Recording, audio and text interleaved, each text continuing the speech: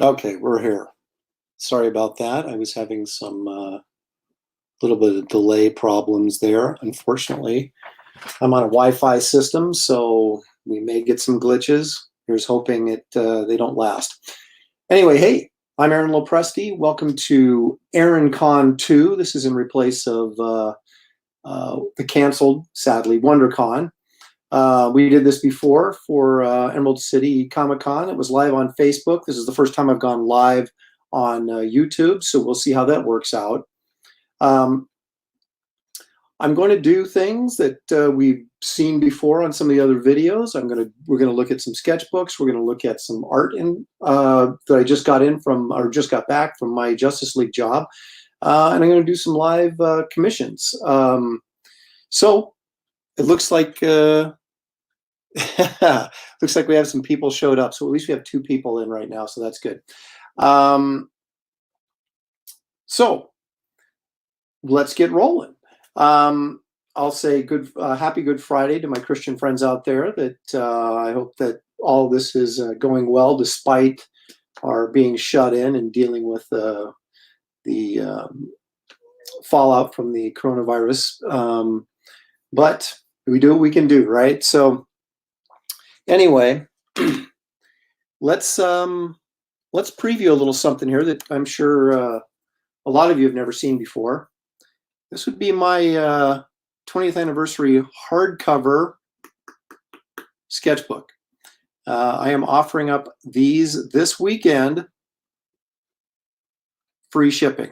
So they're $25 signed and numbered, or if you'd like a sketch on the inside, it's $45 total, free shipping.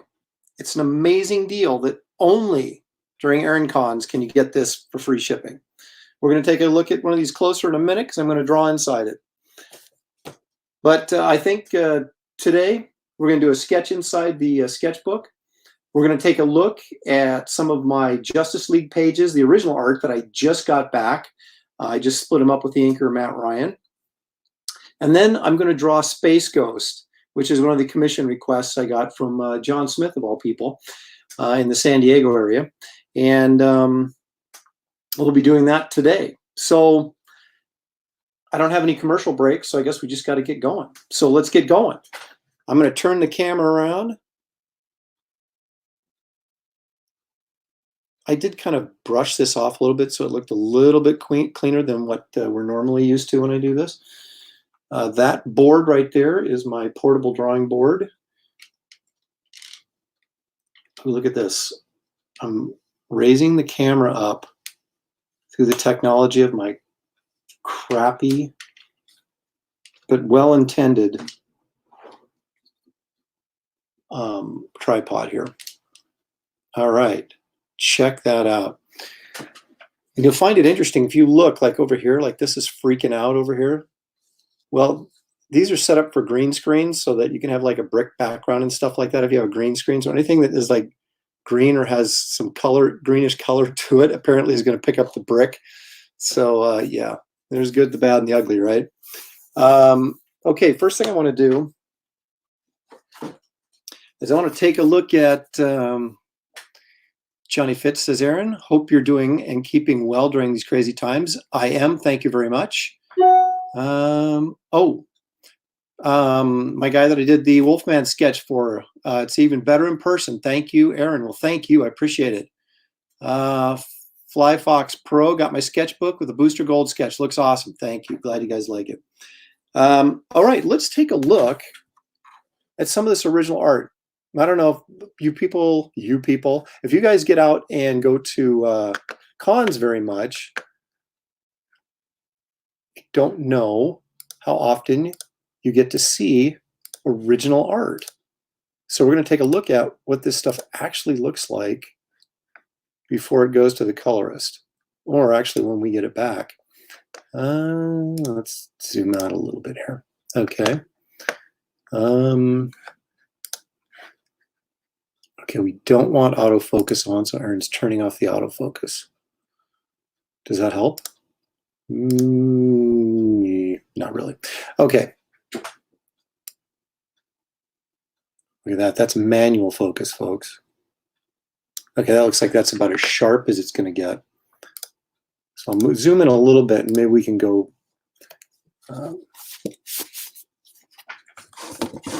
panel to panel if necessary.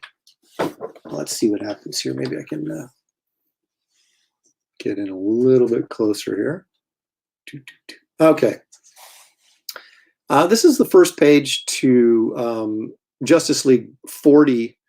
No, wait a minute, 41. Doesn't have anything on it except a couple guys in the office. And they're talking, and then boom, something comes knocking through there. Let's find out what it is. Oh, it's only Superman versus the Eradicator. So this was kind of exciting for me because this was like, you know, my first big Justice League splash page. Let me pull out just a little bit here. The pressure was definitely on.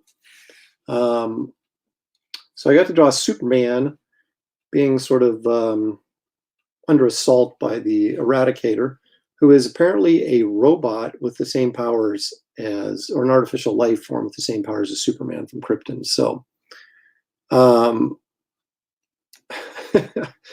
Johnny Fitz says, I'll try to follow along and listen, kind of trying to write a script at the moment. Well, it's kind of hard to write and listen to an artist blather on about his artwork. I know that's distracting, so do the best you can.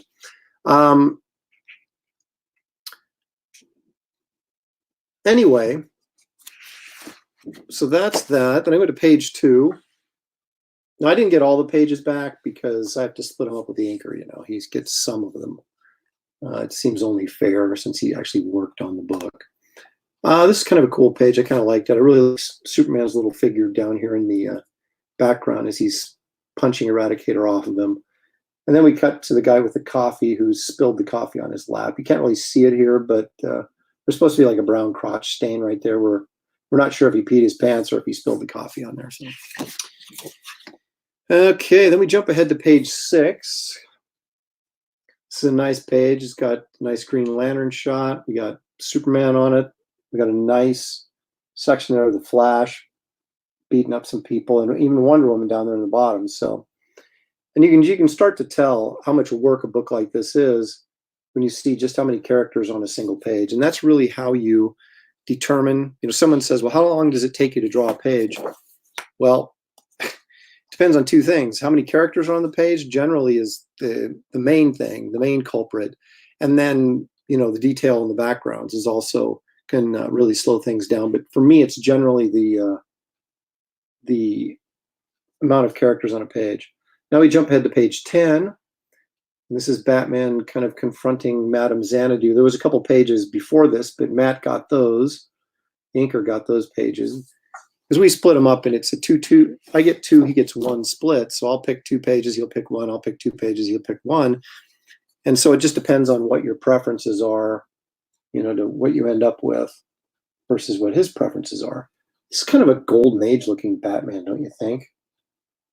Right there. I think it kind of looks like an old golden age Batman. I don't know why, but then we go back to Justice League Battling, which is page 12. If you haven't read this comic, by the way, sorry for the spoilers. It's written by Robert Venditti, and it's actually quite good. So if you get a chance,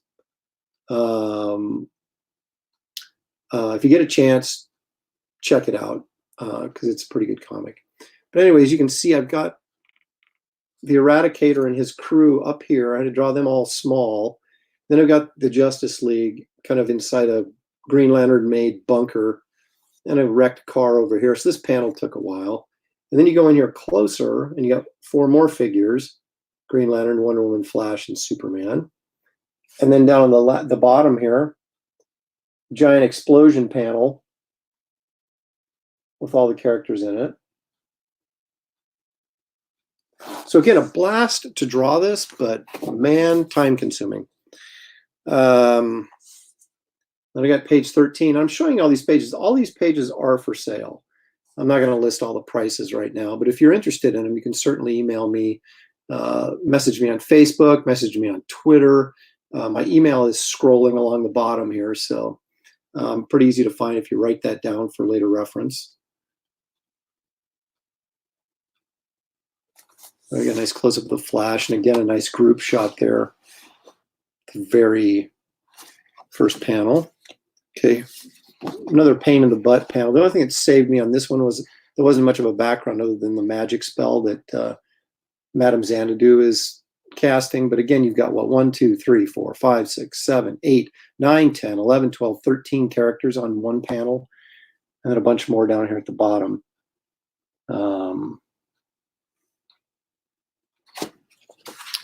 This is a nice page, number 17. We've got, again, a nice shot of the Justice League here in the first panel. Jaime Ramirez says, beautiful work, Aaron. Thank you. I appreciate it. Warren Montgomery has joined us. Thanks, Warren.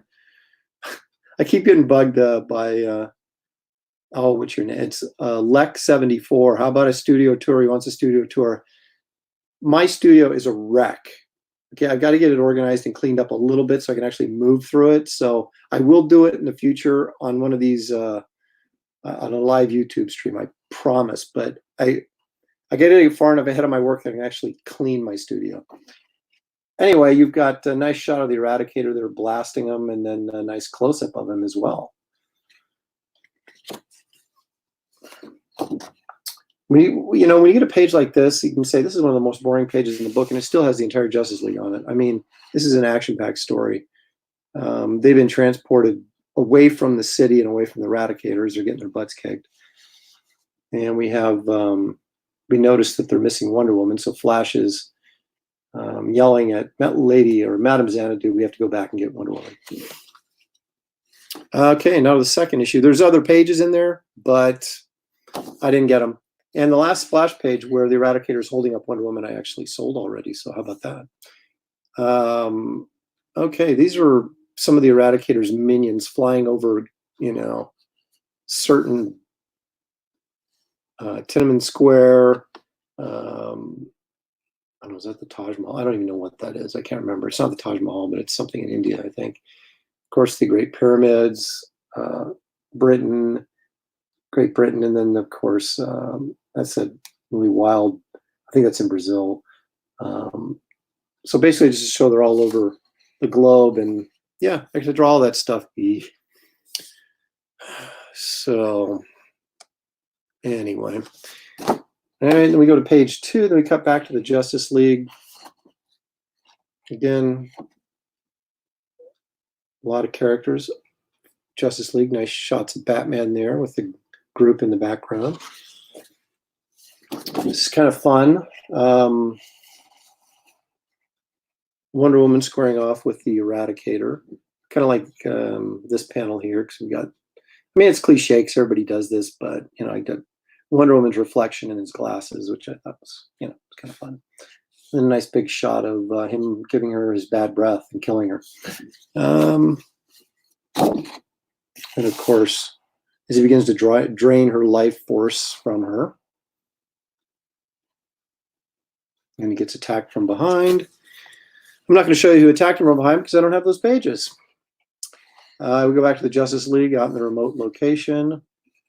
And here's something that I do quite often, is I'll end a page with a big close-up sort of superimposed over the final panel. This time it happens to be of the Flash. And you can see kind of from the storytelling standpoint how this sort of flows down like that, which is kind of my intention when I do that. But I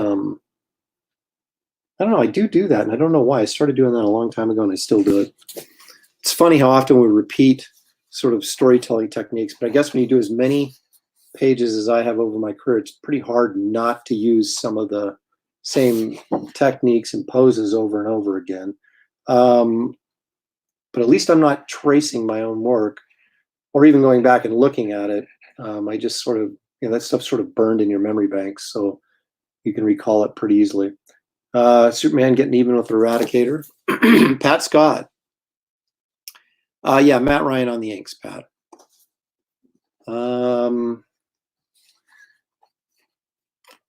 a nice close-up of Wonder Woman as Batman helps her to her feet. There's the Eradicator outside looking to rock and roll. Someone's sending me messages. David George loves the live feed, but he's trying to finish work, aren't we all? Okay. Hey, I I abandoned a Justice League page on the table just to do this. So, but we need to break up our day a little bit, don't we? From this monotony.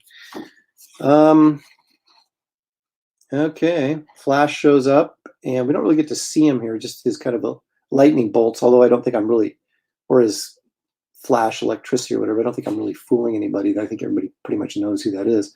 This guy gets punched in the junk here at the end. And a lot of people didn't notice that, but that was actually written in the script. So I thought, oh, it'll be funny. I'll do that. But then we get the reveal. This is kind of a nice page. Big shot of the Flash. He punches the Eradicator. Then we get the rest of the page kind of the Flash. And I really like the figure work on this. Turned out really well. There's a lot of dead space on this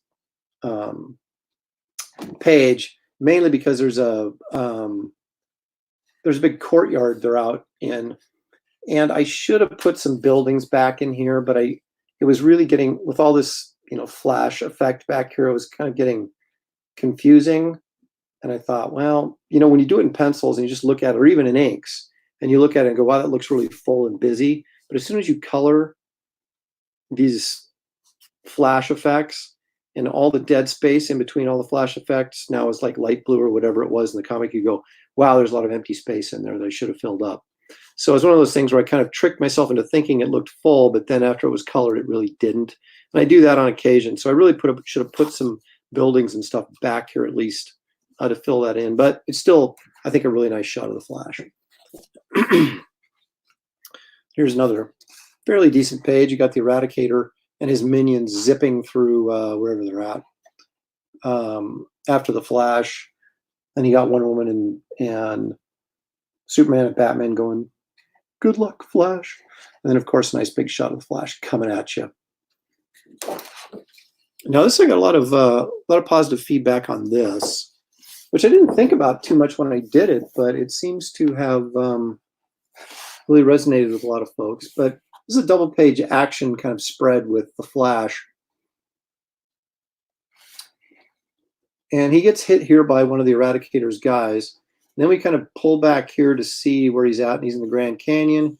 He crashes into the wall. Here comes the Eradicator. Then this whole panel is one big long panel. So we go back down here where the Eradicator hits, and the Flash, of course, gets out of there just in time.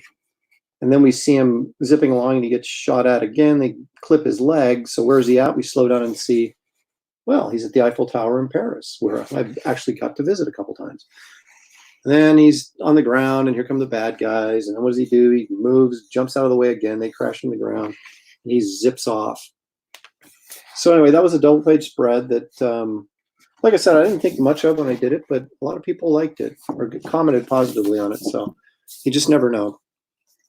And then the last page I have from this issue is the Flash coming through a portal of Madame Xanadu's making. He crashes here sort of on the surface of wherever he's at. You can see him, he's kind of smoldering as he lays there in the dirt. And of course, the Eradicator and his guys think, dude, we've got you. Eradicator looks up, there's two moons. They suddenly realize they're not on Earth anymore. And there's no yellow sun, so they're kind of in a bit of trouble. And then Flash is like, ah. And the next page is a big splash page with the Justice League coming through a portal, but Matt actually got that one as well. I sacrificed it for the double-page spread. Okay. So again, all those pages, if you're interested at all, those things are available right now for sale. And you can contact me on my little scroll. You see my email address is aaron@aaronlopresti.com. My website is aaronlopresti.com, and PayPal address is aaron@aaronlopresti.com. So that's how I collect money, is through PayPal. Although they just raised their percentages to like over 4%, which is really ticking me off. So I may be looking for another avenue to do that. But Lloyd says hello. Hey, Lloyd. Dave, gorgeous. Thank you. That's cool. That's a cool DPS. I don't know what that means. DPS would be dots per square. No, I don't think that's what you mean. Double page spread. You don't have to tell me twice. I'm nobody's fool. Actually, that's not true. I am everybody's fool. All right, let's take a look at this sucker. This tends to bleed out, wash out in the light because of the light color. But Actually, let me adjust the brightness here and see if that'll help. Does that help a little bit, maybe? Well, it didn't do anything.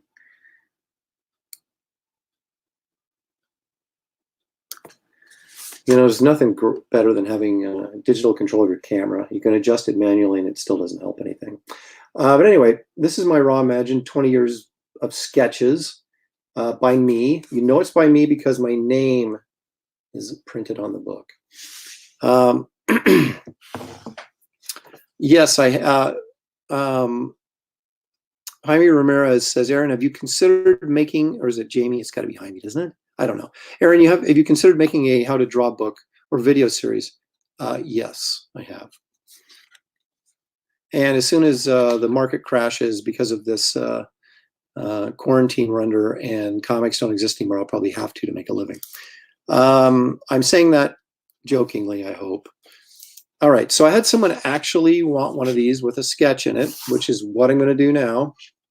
I do it on the, I left the end paper blank facing the title page to do the sketches in. And those of you who joined me before know I've complained about this before, but it wasn't very smart because I have to do the sketch without actually bending the paper right here. It'd have been much smarter if I'd left this end paper blank and drew here. Well, next time, if there is another next time for a hardcover sketchbook, which seems unlikely to me at this point, but we shall see. Sales are going quite good on this, so I'm sorry I'm moving the camera. So I am optimistic. I will definitely be doing another book. I just don't know if I'll be doing a sketchbook or not. All right, he wanted a George Perez era beast from the Avengers. So let's see if we can actually make that happen. I'll zoom in a little bit here because I think I can actually see it better if I did, which, you know, I'm all about the needs of you guys. Now, if I can just keep it in frame. All right, so I did go back and kind of look at the Perez beast. And I don't know, I mean, he's just the blue beast, right? But I think his little Wolverine hair. Now, should I call it Wolverine? Did he have it before Wolverine? Or did Wolverine have it before he did? I don't know. But I think it's just shorter. Perez did it much shorter. You guys probably can't even see that, can you? All right, I'll do it in pencil. I was doing it in blue, but hey.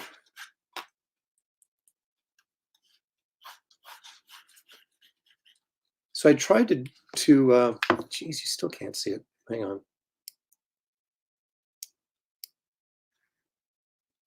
Oh. I thought we'd have higher resolution. This is kind of ticking me off.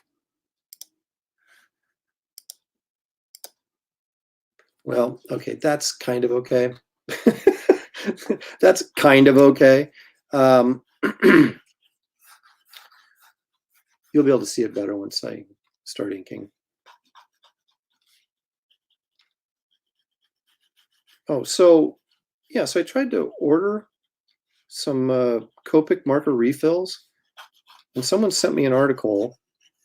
Guy on Twitter, Jay Draws Stuff on Twitter, sent me an article basically saying that they've changed the containers that they're going to put the fillers in.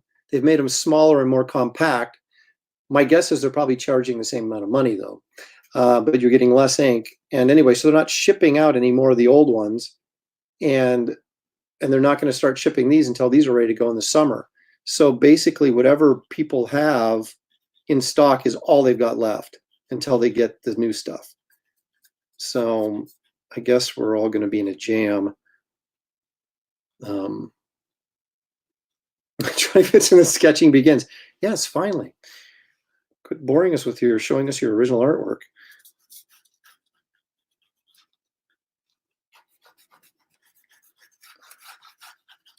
This isn't normally how I draw the beast, but when the guy specifically requested the Perez era Beast. I don't know if that was just kind of a way of saying the old blue Beast, or if he kind of wanted more of a take that Perez would do on it. So that's kind of what I'm doing here.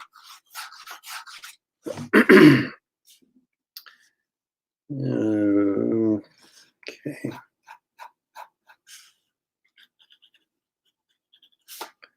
I mean, I do like this Beast better than the, I don't like the one where he looks like a lion.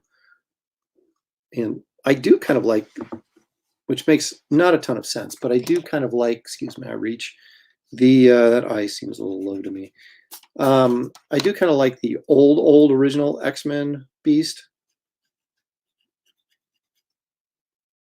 which I'm guessing most people don't like because he didn't last very long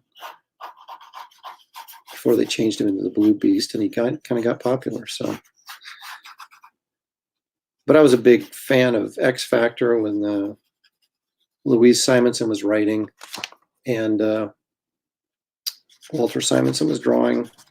That was some pretty good stuff. That was the only X book I actually really ever read regularly.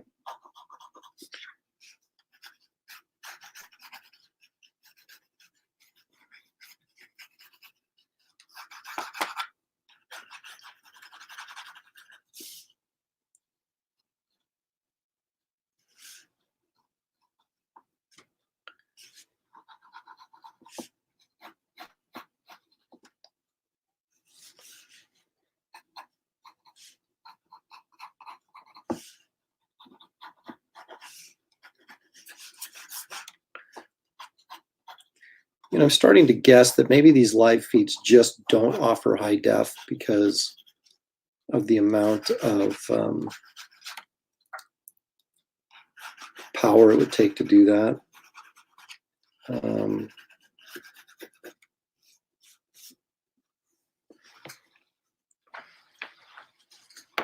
constantly getting these. When I see the shot through my camera, it's really sharp and clear because I have this high def camera. But when I look on the screen, it looks kind of fuzzy to me, which sort of ticks me off. You know, focus isn't really the problem. It's just the resolution. Okay, that's, yeah, that looks like it's about as good as it's going to get.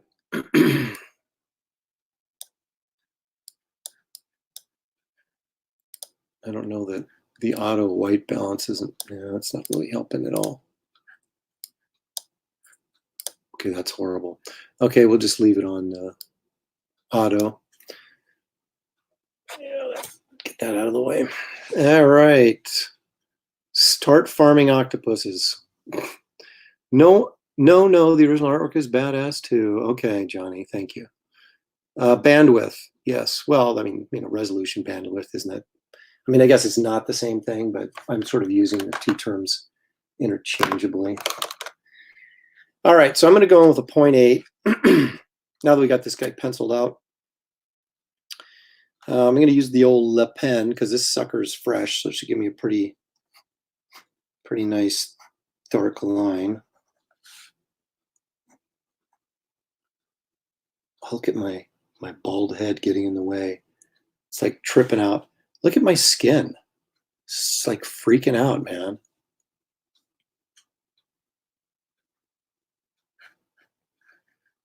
Do I need to lower them? Oh, see, I need. No, that is not really helping. I was going to say the color intensity is not really helping. What happens if I restore defaults? Okay, that's no good either.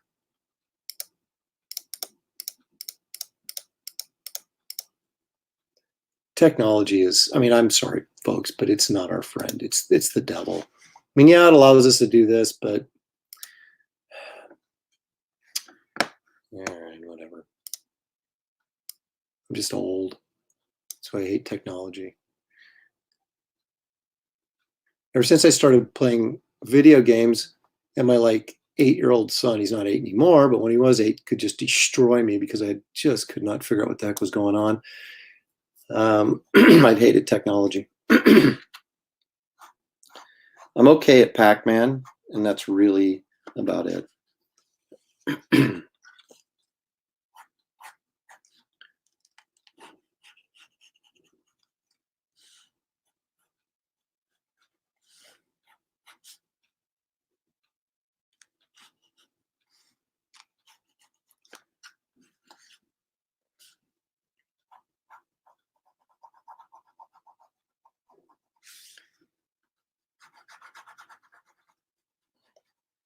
kind of excited to do a.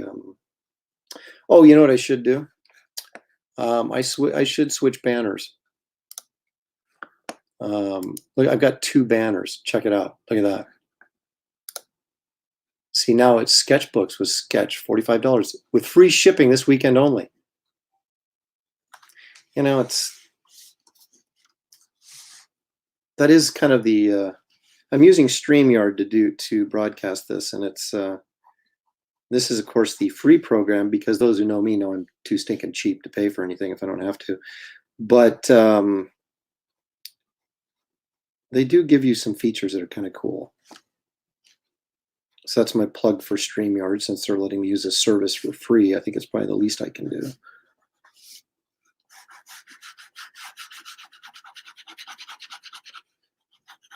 But I think getting one of these sketches for 20 bucks is a pretty good deal. I mean, that's just me, but you know, I'm selling a product here, so why wouldn't I say that? But I really do honestly believe that's a pretty good deal.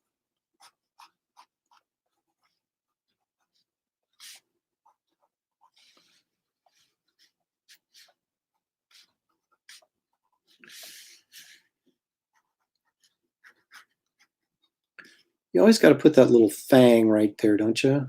For the beast. I mean, it's always kind of sticking up.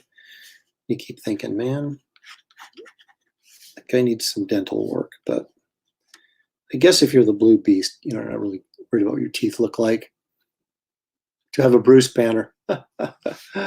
I could make one, you know. Just have Bruce on it. Actually, it'd be better if I put the shark from Jaws. His name's Bruce. So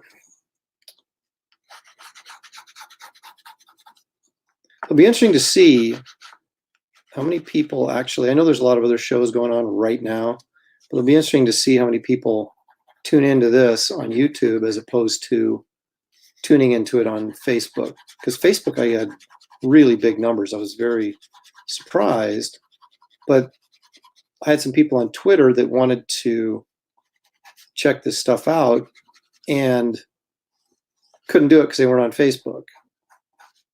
So I would assume everybody has access to Facebook, right? Or pardon me, YouTube, right? So it'll be interesting to see. And of course, you know, 3:30 on a Friday on the West Coast is, you know, even though they're working at home, there's still people who are working. So trying to figure out the right time to do these things is, you know, because what's good for one person is not good for another, and you know.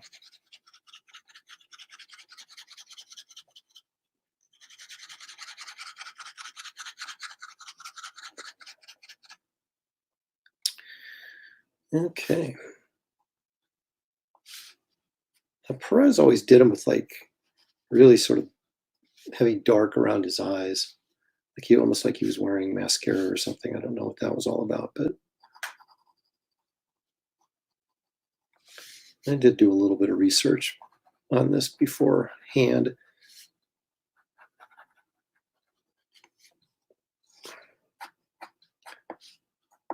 And I could have gone to a smaller pen for the details on the inside, but this shows up so well on the screen that I'm going to stay with the heavy line.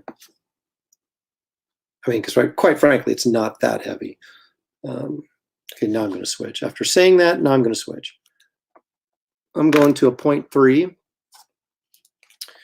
for no other reason than it's close by and it's less than a 0.8. I got to turn this sideways so I can do some line work here.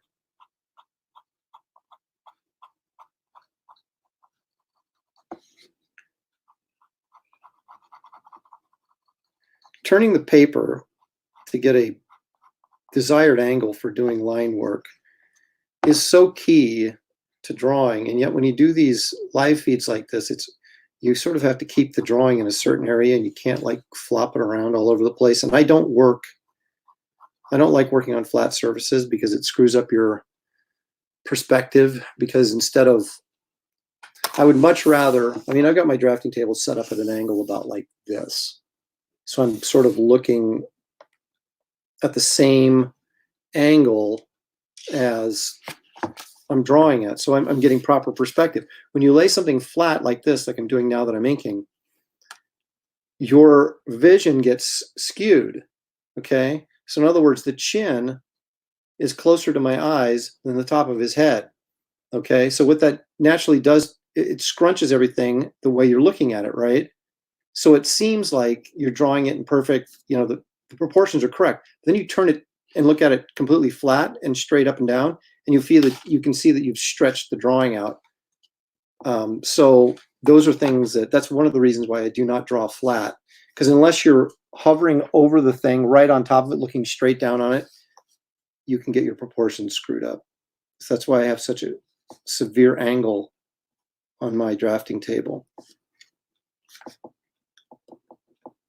And it's harder on your back too when you're drawing flat and have to lean over.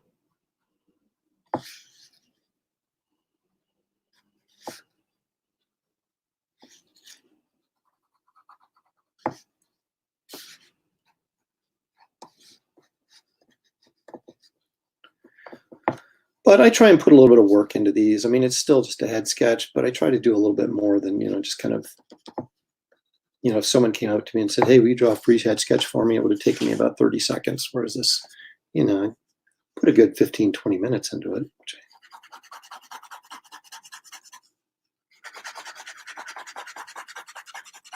Kevin Street says, looks great. Thanks, Kevin. Let's see. Can I make the banner read, all work and no play makes Aaron a smart man? I could do that, Warren, but I'm not going to. Maybe I'll prepare one for the next show so I can do that just for you if you tune in tomorrow.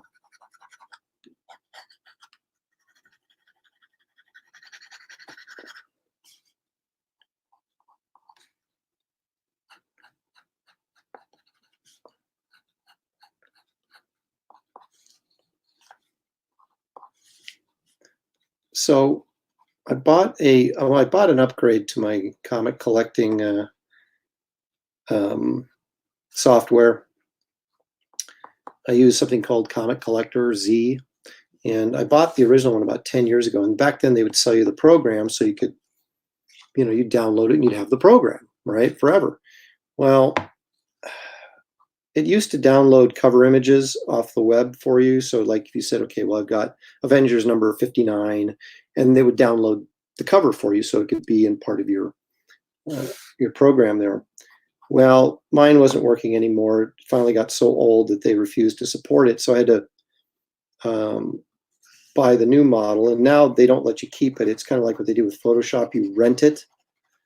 And so I paid for a 1 year for $30, basically this collector thing or programming that organizes your collection. But for some reason,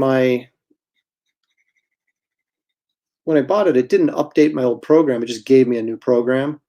So I've had to go back in manually and re-enter all the comics, which I thought at first was going to be a real pain in the butt.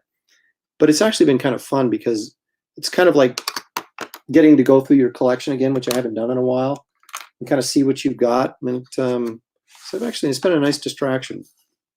All right, so there we go. Sign this baby with a 0.8, 2020. All right, let's turn that so you can see what it looks like. So there we go. There's our good friend, the Hank Pym. No, Hank Pym.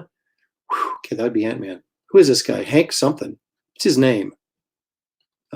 Scientist Hank. Anyway, our classic beast from the 70s before he got the glasses. And you know what? I have no clue what book number this is. So I'm going to cross in front of the camera, destroy the mood of the party, and look in my DC Bat book that DC gave me for Christmas one year. And number 118. I'm going to check it off, and it is done. So I'll have you guys know, if you want to feel sorry for me, I'm still about $800 away from paying off my printing bill on these books. So, I still need to sell some more. So, if you look at the scrolling thing there, feel free to get in touch with me and order one. Be more than happy to do a sketch for you in there. Or if you don't want one with a sketch in it, I'd be more than happy to sell you one without a sketch. I'm flexible that way. So there it is. You got the beast, you got the sketch. Hank McCoy, thank you. Look, here's some full color images. Some Lord of the Rings stuff, some Tangled, copyright infringement. Ooh, look at that. That's Power Cubed and some just fun little dragons I drew. Oh, look, Conan, that's never been printed before right there. A little Deja Thoris on a white ape. Come on, man. Nothing but quality for you guys out there. So keep these in mind. Again, $25 or $45 with a sketch inside. Free shipping this weekend only. That goes for prints too. If you want to go to my website, watch me switch banners now. Yeah, you go to my website, check all my prints are on the website now. So, and all those are available for free shipping this weekend as well. So this is done. We'll put him aside. And now for the moment you've all been waiting for, well, I don't know if that's really true or not. Look at that. Look, I got bricks. That's groovy, man. It's groovy and annoying at the same time. Okay. All right. That's got marker on it. So that will now become my bleed through paper that I'll put on the back side of this sketch. We're going to do Space Ghost. I love Space Ghost. Everybody loves Space Ghost. But still no Wiz Comics 25 in your collection. Lloyd, are you actually the collector? I assume you are. Yeah, well, you know what? The Wiz 25, at least in that 5.0 to 6.0 range, and the right circumstances with a little bit of trade, I could probably get one of those. I'll never get an all select #1, but I got to make sure that, okay, Lloyd, when I get that Wiz Comics, it's going to be in better shape than yours. I can promise you that. So I will get the upper hand eventually. This is me drinking water. Okay. All right. So I had some ideas of what I wanted to do here. So let's see if I can pull it off without screwing it up. All right. Start with a little head because that's got to draw that first. Got to have a head to draw the body under. I think I wanted this to kind of go like that. And those of you guys who watched my stuff before know that I don't really do the stick figure thing. I mean, I do a little bit, but not really. I just kind of feel my way through the process, I guess would be the best way of putting it. You know, the interesting thing about Space Ghost is, it's like he can't shoot his lasers without actually reaching over with his other hand and pushing the button, which I guess is okay. I mean, I guess it gives him some, what do I want to say, fallibility. So he actually has to have 2 free hands.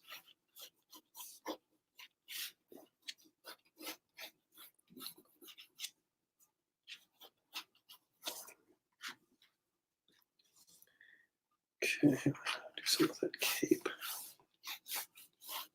So anyway, I'll just sort of like, you know, I've got an idea in my mind a little bit, but then I kind of figure things out as I move along. Okay, so already screwed the head up, so let's erase that. I know the guy who's getting this, John Smith, is actually watching right now, so he can watch me as I screw up his drawing about 100 times before I get it right. And none of us are I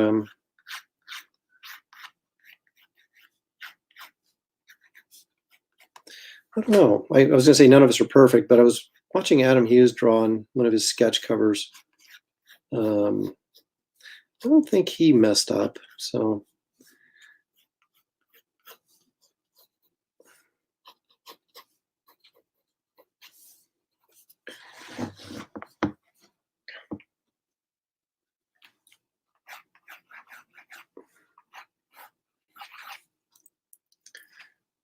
You guys can see, okay, what I'm looking at, okay.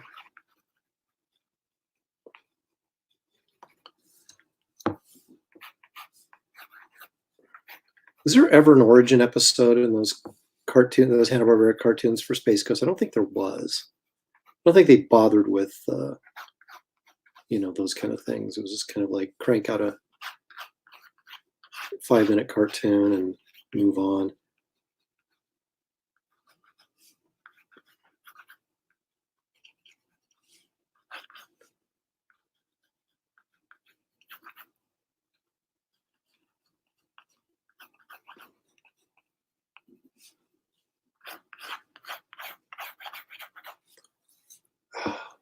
That brings back my childhood memories.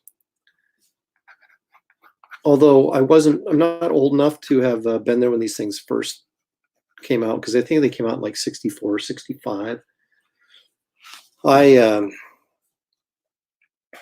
didn't get to watch them until like when they were in reruns, like in the early 70s. But that's when I first discovered Johnny Quest as well. So I'm old, but not that old.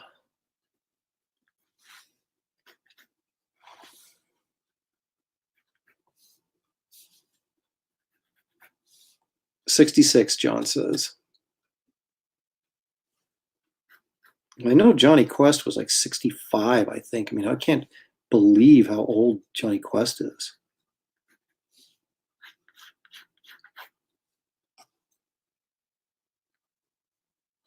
Yes. I was just watching Johnny Quest episodes. I've got them on CD.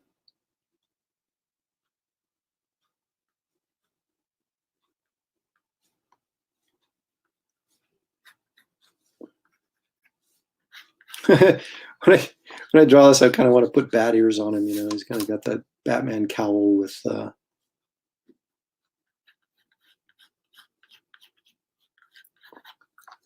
wonder if I can get this camera a little bit more behind me so that you guys get a better straight-on view. Yeah, that's better, I think. More likely that my head's going to get in the camera, though.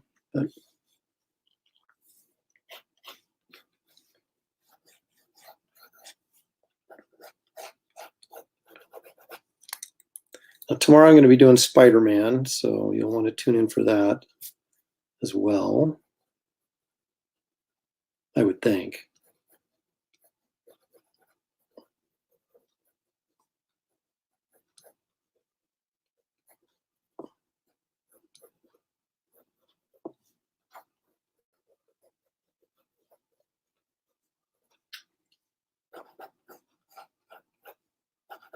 Who's that bug guy that's in this show, that villain?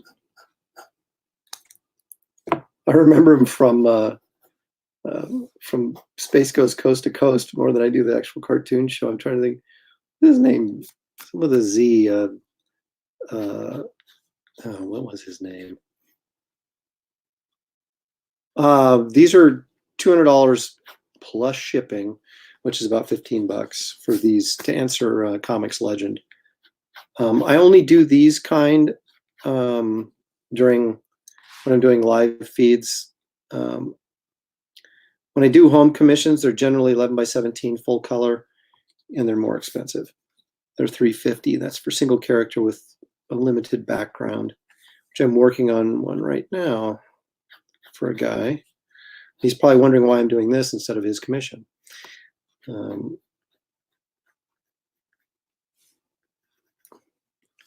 But last time I did this, I took like 10 of these, and it nearly killed me. It took me so long to get them all done and then get them packaged up and shipped out. I was like, I'm only doing 6 this time. So Zorak, thank you.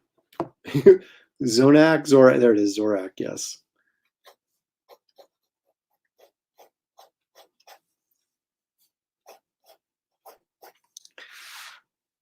Now, the great thing about Space Ghost is he's white. So there's not like a lot of, it's kind of like when I did Moon Knight, the last convention.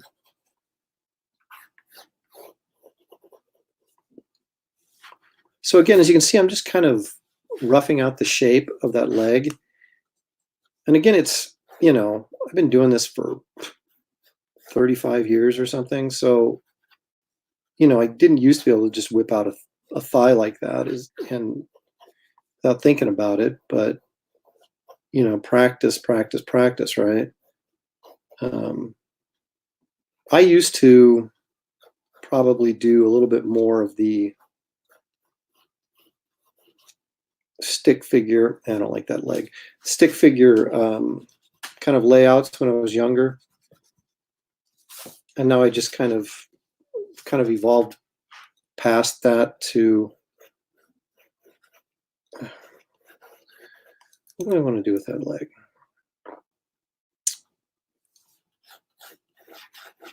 I'll go like that, maybe.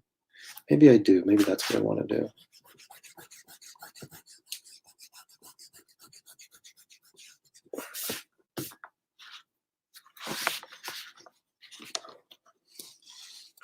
I'm just going to go with him. He's half invisible, so we don't have to draw that leg.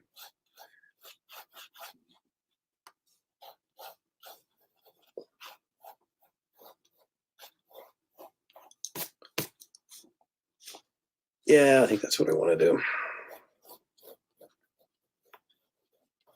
I have certain things that poses and things that look comfortable to me and ones that look awkward. And I'll see other people do what I would consider an awkward pose if I drew it, but I look at, and they did it and I'm like, oh, it looks pretty good. How come it sucks when I do it that way? So I don't know.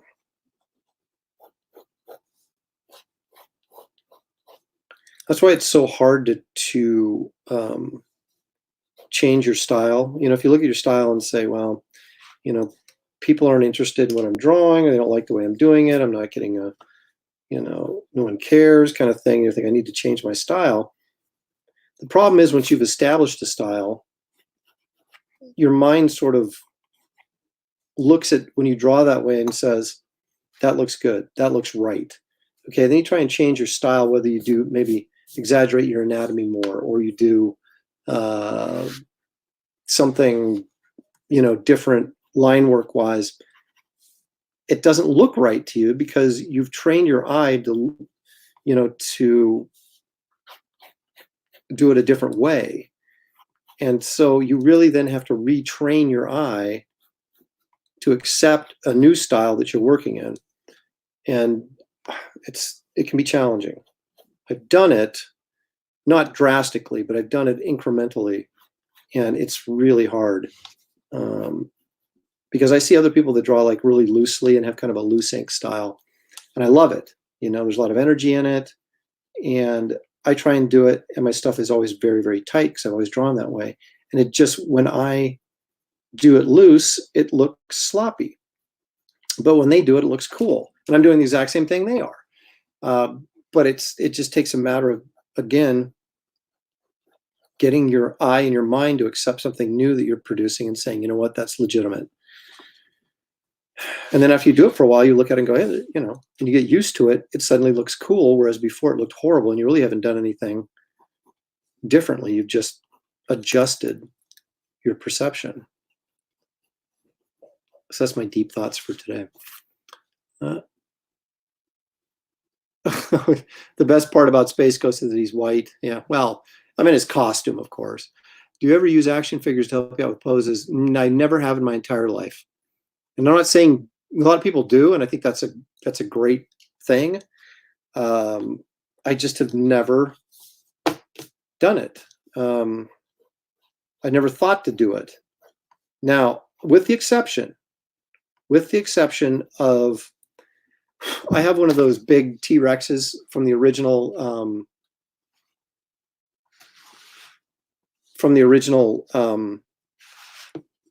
Jurassic Park toy collection. That big kind of big one, that's rubbery and pliable.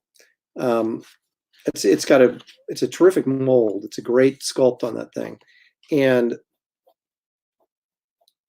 I have used the head of that dinosaur multiple times for reference. And I'll use it and I'll twist its head and turn it in different angles with its jaw open and things like that to kind of get an accurate T-Rex look. But other than that, I really don't. All right.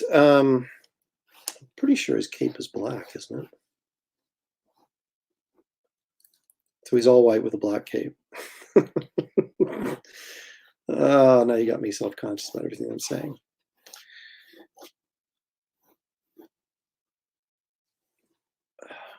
But not 100% sure how that cape connects.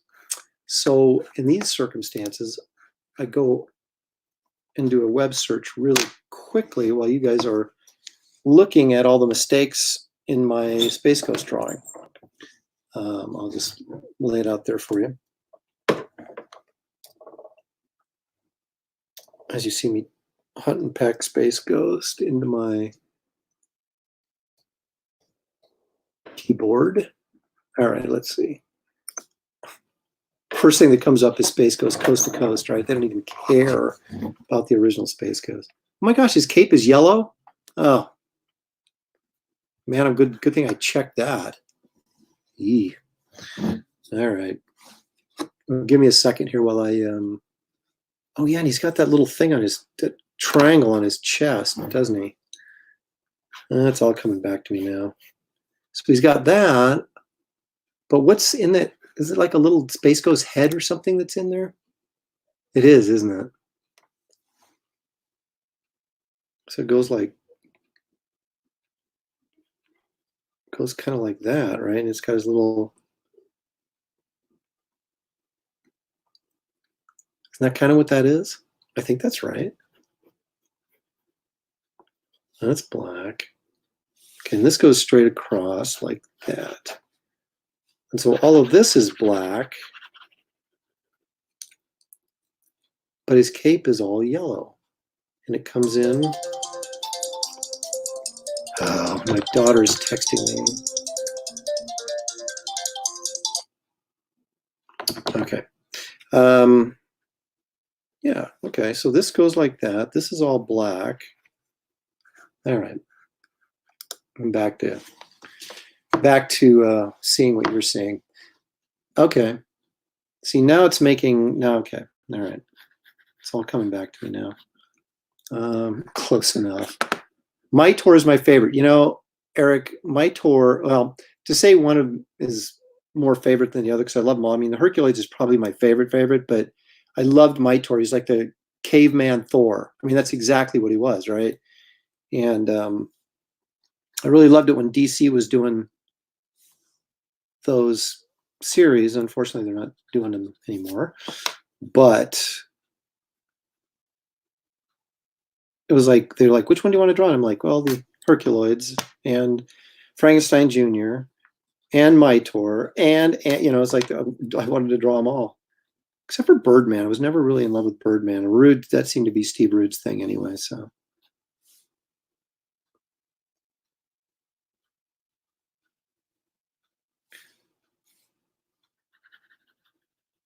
They just kind of go, this is just all black. Okay.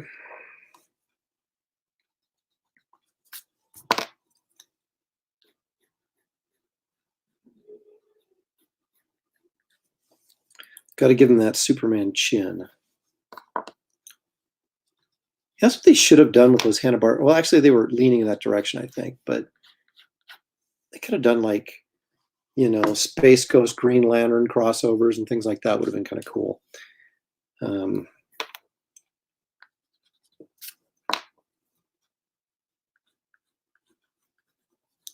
Make sure I get that face even.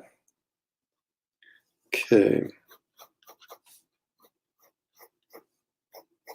Oh, you know what I forgot to look at? Look at his belt. I think it's just a, does he just have a, oh, that's right, okay. He needs a wider belt.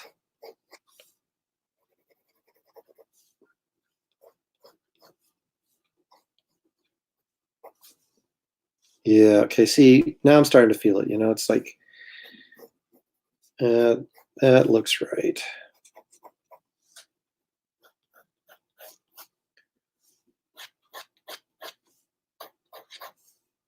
So I think Space Ghost wasn't he always teamed with Frankenstein Jr.? It was like Space Ghost and Frankenstein Jr. Wasn't that how it went?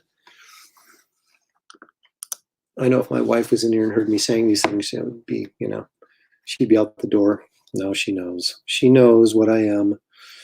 Okay.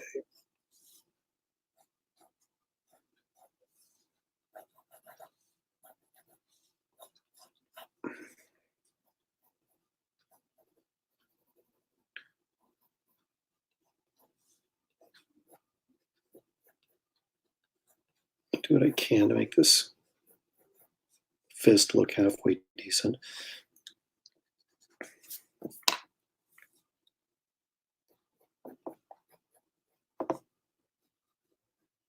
I need to bring that knuckle down. See, I got to do an extra nice job on this because John, I know, is watching right now, and he's like, "Oh, I paid for that." So I got to make sure I can do a good job on this for him. It's a lot less pressure when everybody wants me to draw their sketch live, but it's a lot more pressure to do this live than there is, when I turn the camera off and go sit and not say a word. I think we're rocking and rolling in here, though. I kind of like this. Okay, he doesn't have any boots, right? He's just his gauntlets are red, but his gloves are white. So everything's white except his mask and his belt is black. Yes, that is correct. And his cape is yellow, which makes no sense to me. Why wouldn't his cape be black? Although if he's out in outer space, it doesn't make much sense, does it? I mean, from an animation standpoint, be like you wouldn't even be able to see his cape. So I guess maybe that's probably why they did it.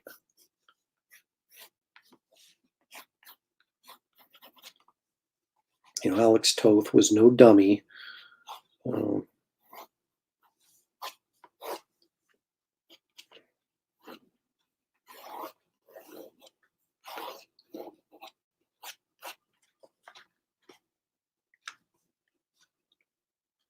right, I think we're on to something here.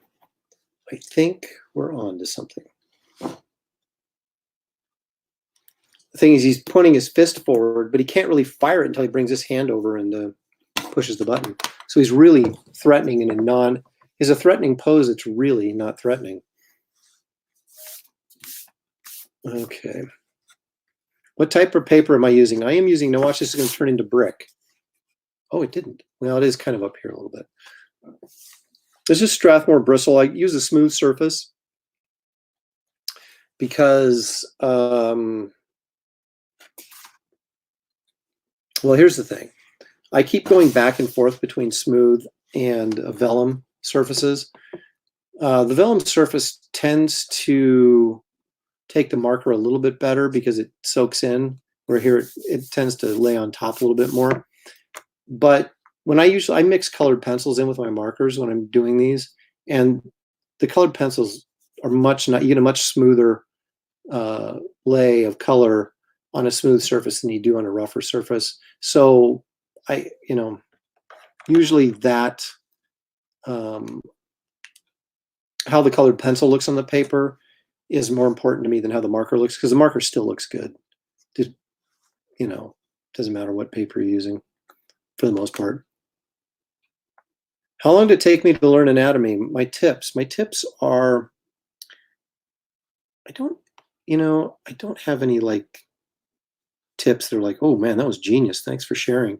But a lot of people say take life drawing and things like that, and you should. If you can get in, not even necessarily a class, but a lot of artists will have they'll get some guys together, hire a model, and do a day of life drawing or whatever, and that's really helpful. And but when I was growing up, I did not have that option. As supportive as my mom was, I'm not sure she'd been thrilled with me, at 12 years old, sitting around drawing naked women. So, I mean, from live models, I was drawing naked women, but They're out of my head, not sitting on the couch. So anyway, what I did was I bought anatomy books, and the ones I bought were Jack Ham, believe it or not, has a really good one. Also, I got the Bern Hogarth books, so Dynamic Anatomy and stuff. The problem with those is it's more like superhero anatomy rather than real anatomy, and I think it's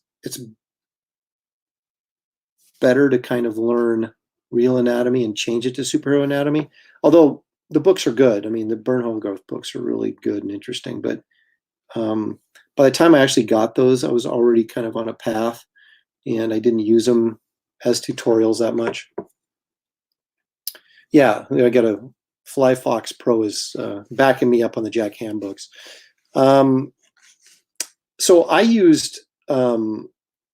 basically used art anatomy books as learned, and that's how I learned anatomy.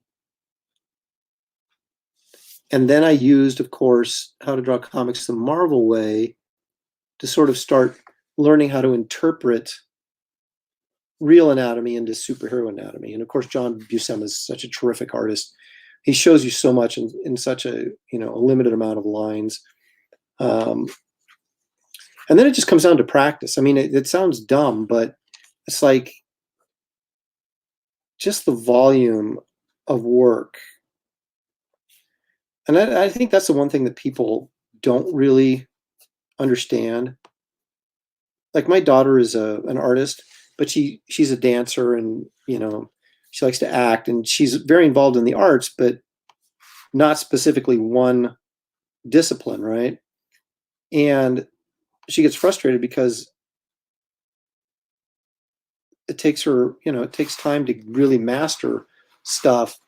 And I mean, I played basketball, but other than that, I was either drawing or playing basketball. I mean, that was it growing up.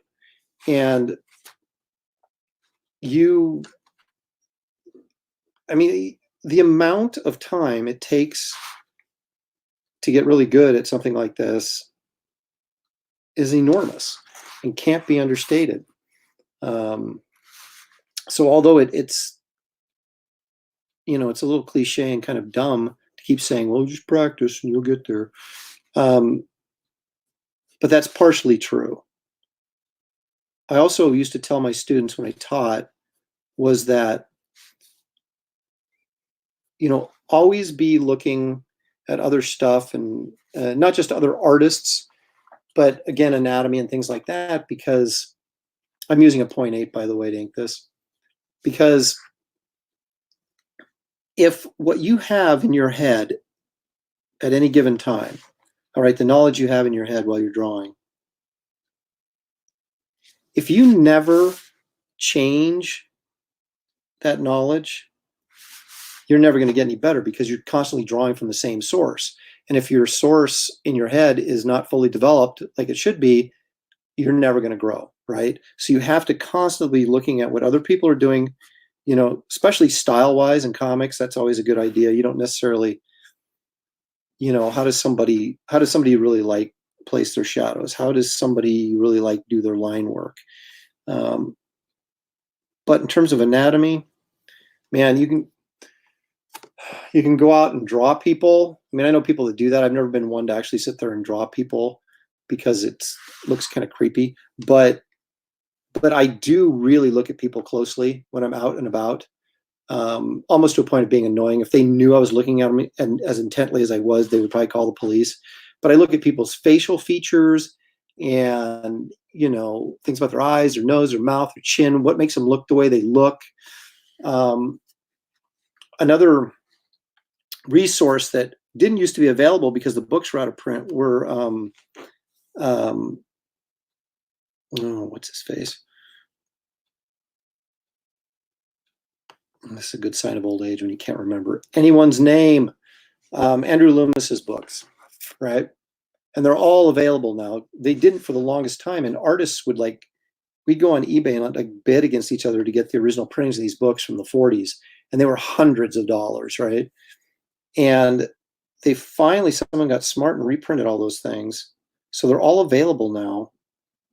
And it's like, he has anatomy books. Um, there's, yeah, Loomis, right? Those are just terrific books. Like Creative Illustration is such a great book. And Loomis said, he said something I thought was really interesting. He said that, draw a face a day, because if you, excuse me, once you master facial anatomy, everything else is easy.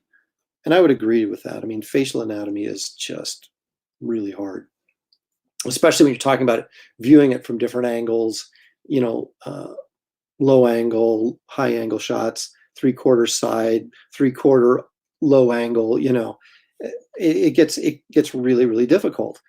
And so I was doing that for a while after I was already, in the business, just to get better. I would pull up pictures of actors or actresses, because they were the most plentiful thing on the internet, and then spend an evening even sitting in front of the TV drawing, Harrison Ford as Indiana Jones, for example, or because that made it funner than just drawing a face that, I didn't know who it was. And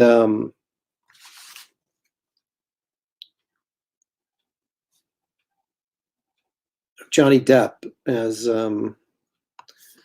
Captain Jack or something like that.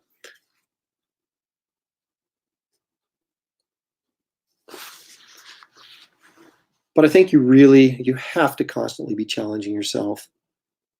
And most people are, especially if you're trying to break into the business or just become a professional illustrator or whatever. You're constantly working on getting, good enough so that you can get that job or whatever. But you should never, I don't think, as a pro, should ever just mail it in and say, well, I'm a success, I don't have to get better. And a lot of guys do that, and I shouldn't say that, but it's true. You can tell by their work. And the reason is because they're super successful. They don't ever have to worry about getting another job. And they can just coast. And I have never been in that position, or never felt like I was in that position. I always felt like I was one job away from being my last. And so I was constantly trying to improve. And that's why I always get editors coming up to me going, wow, this stuff is so much better than the last thing you did. And I'm like, yeah, it's because I'm scared to death that I'll never work again if I don't keep improving. So I do keep improving, or at least trying to improve.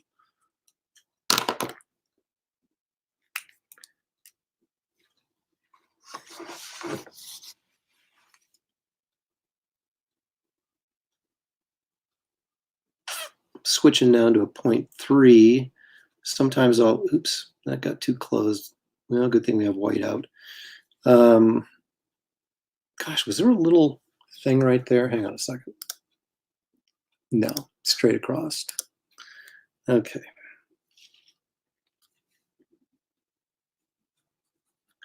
I'll do a little bit of line work here. I don't know why, just for the sake of doing it. Because I'm gonna use some gray marker in here to create some shadows and stuff.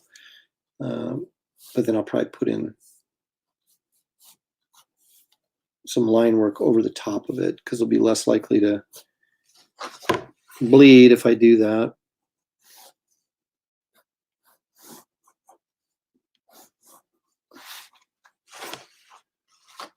Okay. Now I gotta finish this hand here.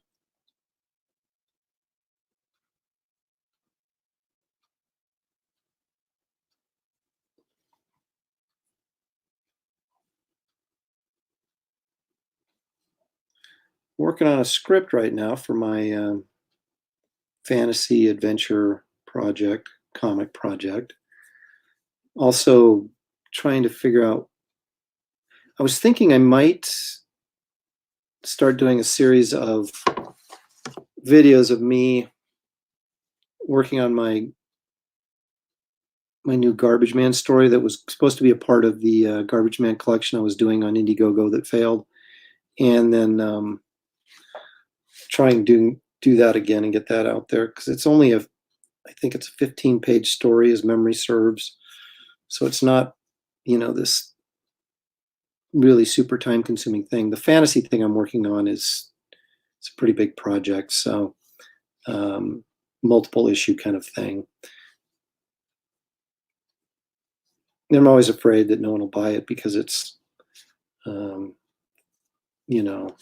fantasy adventure genre, elves and goblins and things like that, which never seems to sell well.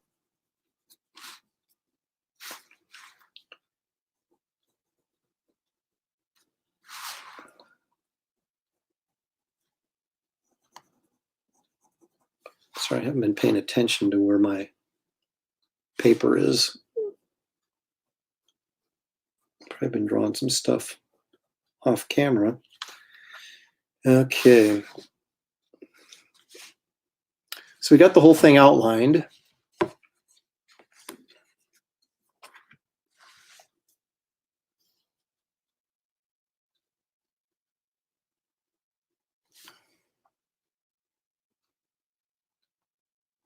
Get these eyes in here. Oops. Blocking it with my head.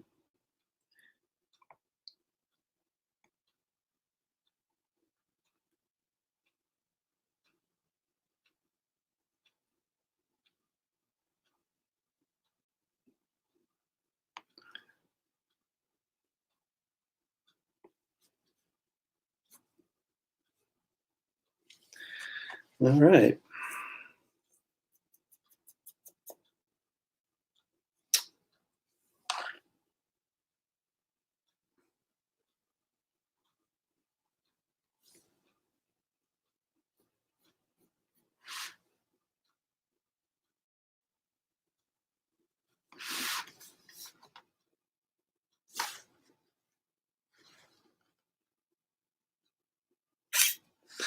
I think this looks pretty good. Of course, we're not done, but we're done with the inking part, just about.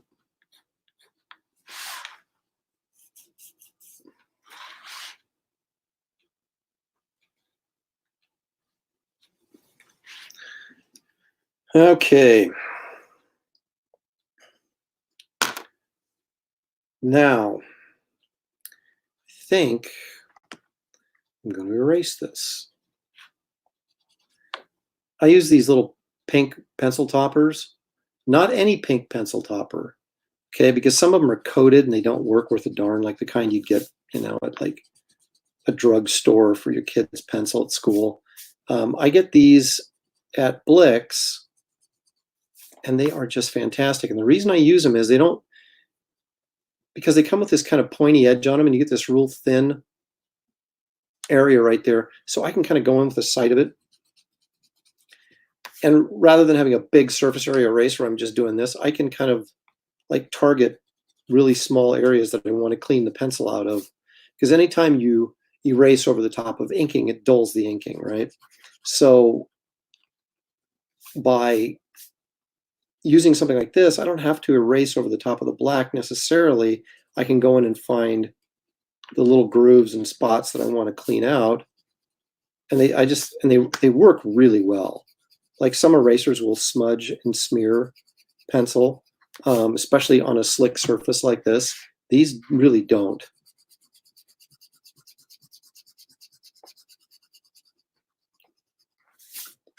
So I'm a big advocate of these little pink things. I have to buy them by the ton though, because obviously they're small and they don't last that long before you used it up. But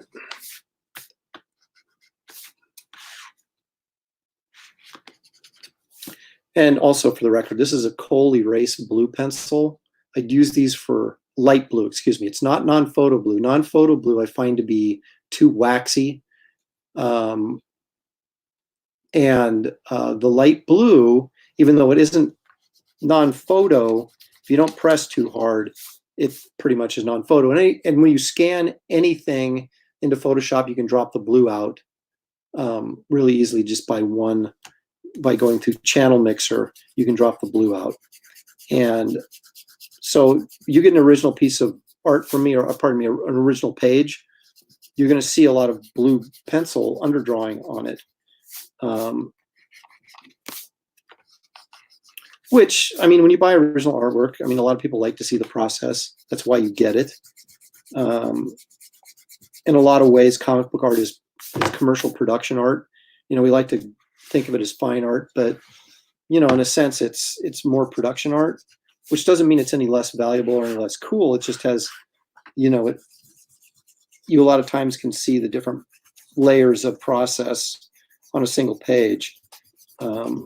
And it's not completely clean like, you know, you would get if you bought a painting or something like that.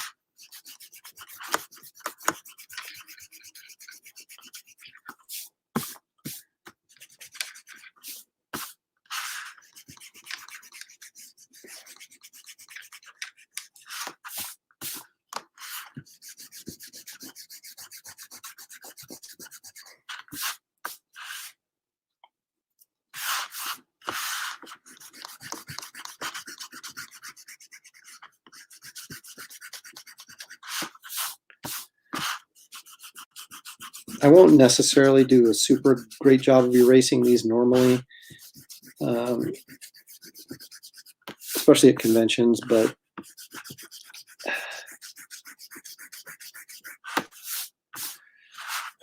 since this is for a personal friend,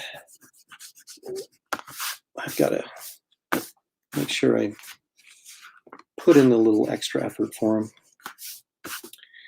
Not that you're not all my friends, but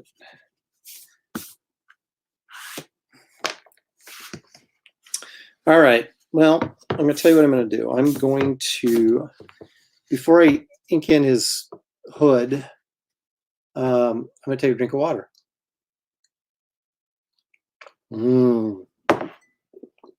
Okay. Now you're going to watch my head cross in front of the camera. My apologies. As I got to reach my markers, which are just over here off camera.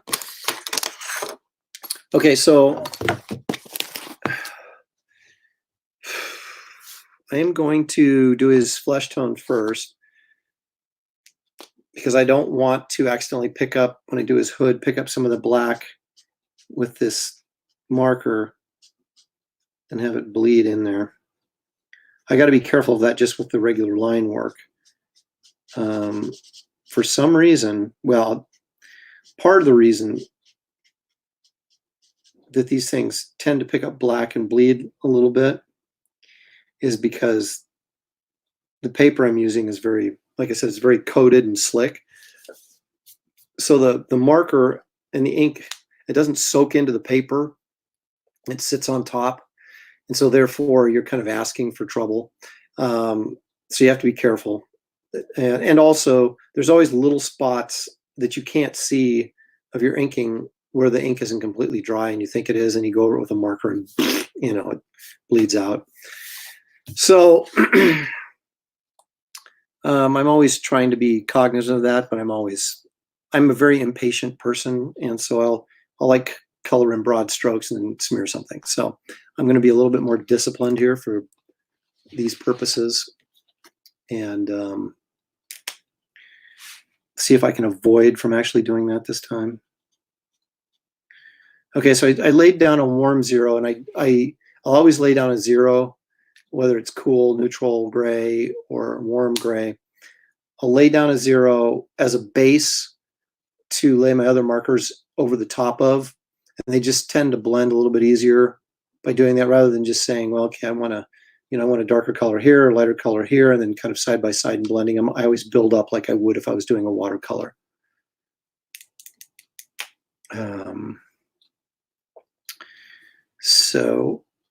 So I'll always start off with that 0 base underneath. And now I'm using a warm 2.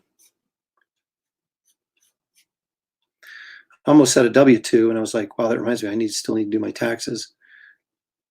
They're usually done by now, but of course, got delayed till July, And I'm sure I'm going to put them off now until still be the last minute. No, I'm going to get them done this month. I swear it.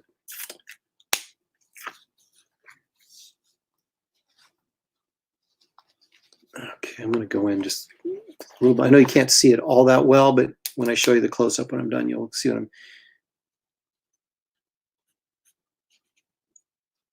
So I'm going to use a little bit. This is going to be the shady side of his face, or the shadow side here. So I'm going to put some darker. This is a W3 I'm working with right now on that side of his face. So we have a little bit more shadow there. And if I need to bleed it a little or blend it a little bit, I'll go over that with a W0.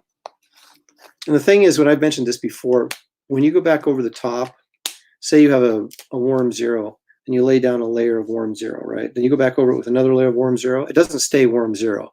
It builds up, okay? So it gets darker even if you don't change the value, the pen value, just by using the same one over and over at the top of each other. It will get darker. Okay, this looks really nice. You can't really tell from there, but you will see in a minute. Okay. So actually, I'm going to do the black last simply because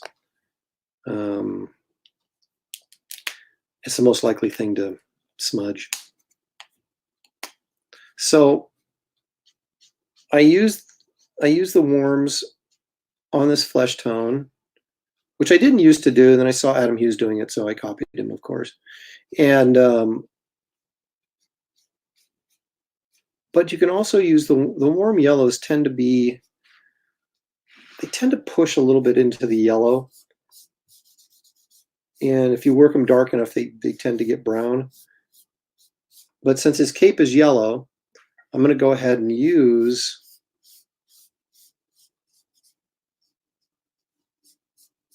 this warm gray. Now I might go quick.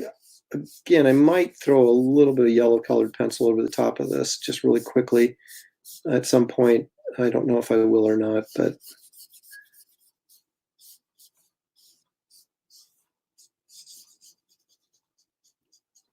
the other good thing is when you're putting colored pencil over the top of this marker, the marker tends to pick up the color.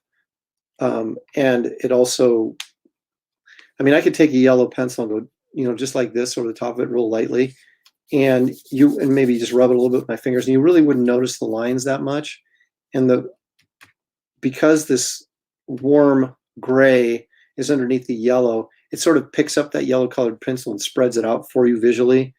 And so you can put just a little bit of yellow on there, and it'll carry a long way. Because you don't see the white spaces in between the colored pencil lines, because you've got this warm gray marker underneath there. So it's a very interesting effect that I've discovered while mixing markers with colored pencils, is that you can get a lot of color out of a colored pencil without covering the entire area completely.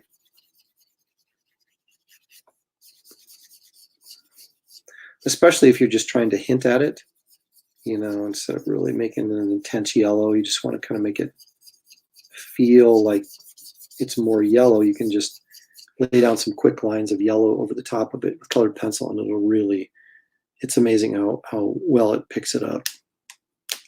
Okay, so we're going to go in with a 2 now. That was a 0.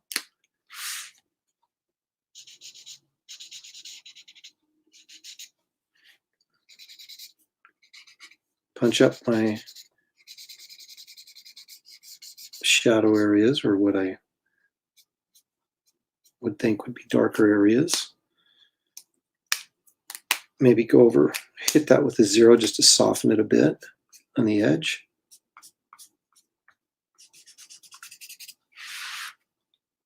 Okay, I'll give you a little bit of a close-up here. Let me see if I can bring this in.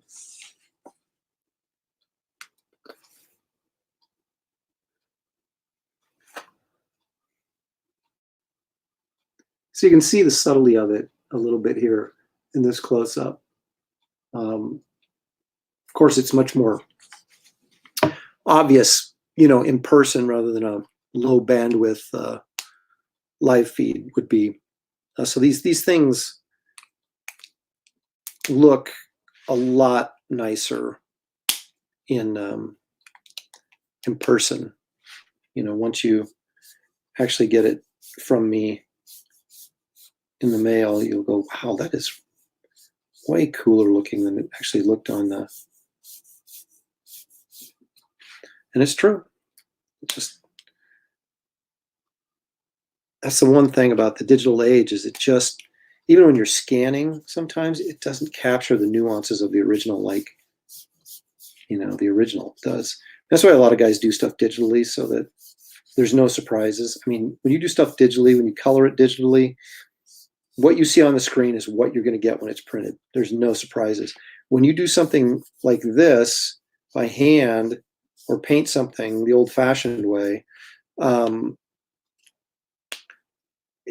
it's really, really, really, really difficult to get a accurate reproduction of it. So you're always going to have to sacrifice something. And that's why a lot of guys have switched to digital, because they, it ticks them off that their brilliant work doesn't get reproduced properly. But I would still rather have the actual original physical art, because otherwise, you've got a piece of artwork that you've created and worked really hard on, and it's just floating around in cyberspace. It doesn't actually exist anyplace. And that just bugs me. And it may just be, again, because I'm old-fashioned. And I mean, obviously I do all my color work for comics digitally. I mean, I color everything in Photoshop, but I still would much rather paint something than do it in Photoshop, because then you have the painting, right? I'm going to go in with a 3 here, create a little bit of shadow.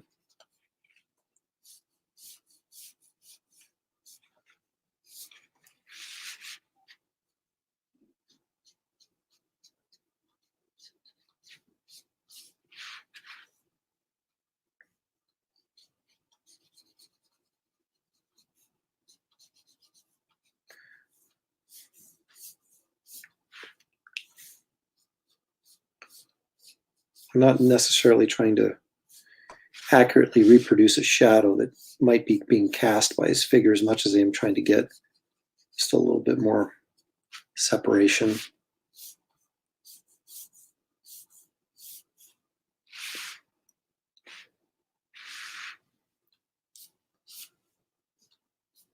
See, again, if I almost like with a brush, I'm pressing down and pulling up when I make these swipes, and it really helps the end of the swipe to kind of bleed or blend into the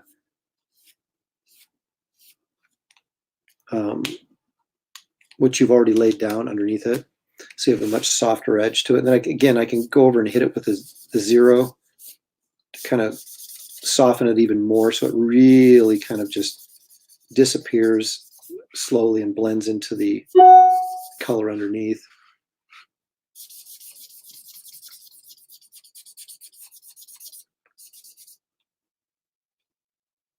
Pat Scott says, I really don't like comics that are digitally inked. Nothing like traditional inks and pencils. I agree. Well, and I mean, the other thing that you have to keep in mind, and a lot of people don't, because they just like the efficiency of working digitally, is original comic art makes up, for a lot of us, makes up a large percentage of our yearly income. And so if you don't, I mean, you can only make so much money. I mean, some guys make a lot of money. I don't. But some guys make a lot of money. They get these huge page rates and make a ton of money penciling. And that's okay. But most of us don't. And in order to, kind of make ends meet, guys sell the original work. And if you don't have original work to sell, I mean, that can potentially be a large part of your income. And so I don't know why someone would want to give that up. But like I said, some guys make so much money they don't need to sell their originals. I ain't one of those guys. And plus, despite all this originals I sell, I have 4 flat files, 4 big wooden flat files full of artwork. So it's like at some point you're like, I could build a house with all the pages I've done. You know, Walter Simonson keeps all of his, and it's an amazing site. It really is. Especially when you go over to his house and look through his, you know, his run on Thor and stuff. It's just amazing. But I mean, he literally has stacks of comic pages 6 feet high. I mean, it is unbelievable. And so yeah, it becomes. I mean, some guys, you know, they respect their own work and they don't want to, you know, they feel like selling it in the marketplace is kind of bastardizing the whole thing. I don't feel that way, but some people do, and I respect that. But man, after a while, it's like, what am I going to do with all this stuff? I guess it depends on how prolific you are, and I have been fairly prolific over my career. You can see how that's sort of coming together and looks pretty nice, that this cape. We got some texture in there. We got some, you know, variances of value. Retirement fund, exactly right, except it actually is my daughter's college fund most of the time.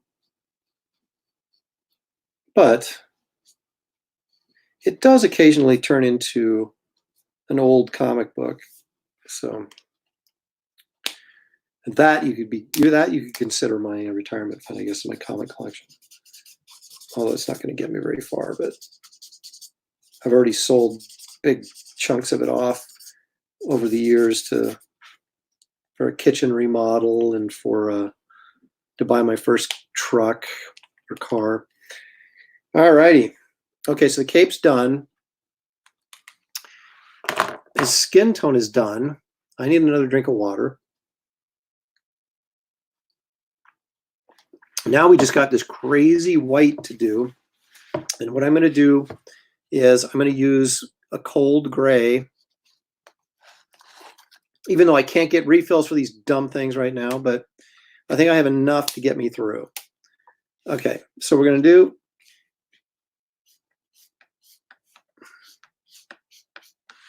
again, sort of like what I did with when I was showing with the cape, is kind of go through with I'm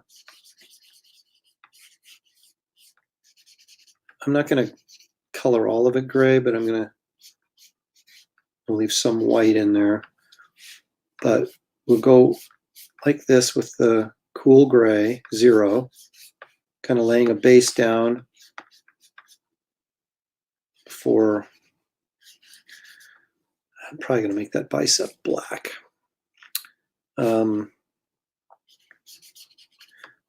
Again, to put a base in here to work over the top of with my darker grays.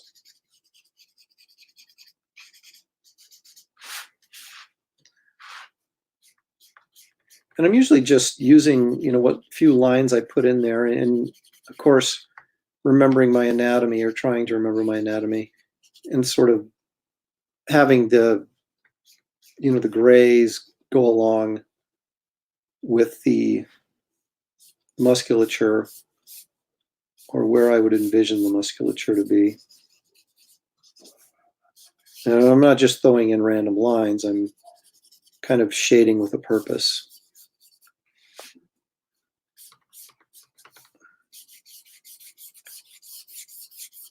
But if you look, you can see I'm pretty much following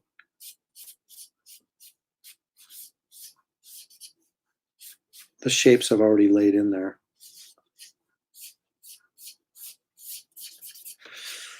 Okay, so that's my 0. I'm going to go with a 2, I think. I want to get careful not to get too carried away because he is white. And I mean, his costume is white. I guess he's white too, racially speaking, but see, you know, hear that sound? That is Aaron, time to refill. Man, I hope I have a C2 refill. I think I do.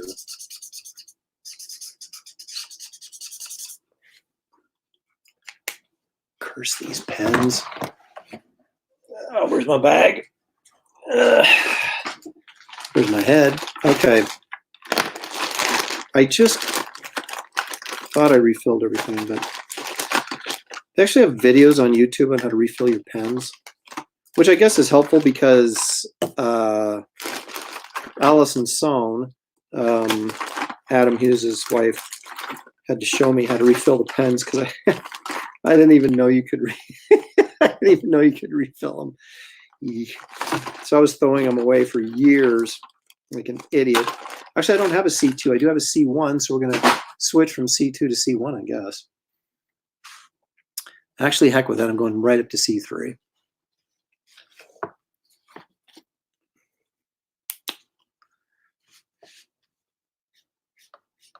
That's going to be way darker than the 0, but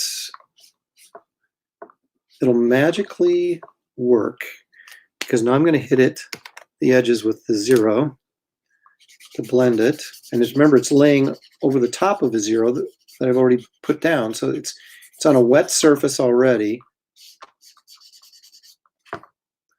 See how that blends in?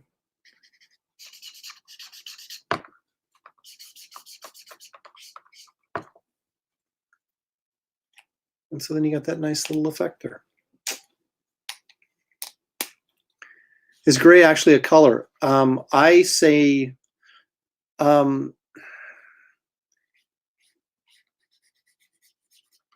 you could argue that neutral gray isn't, that they're just values. Like black and white are not colors, they're values.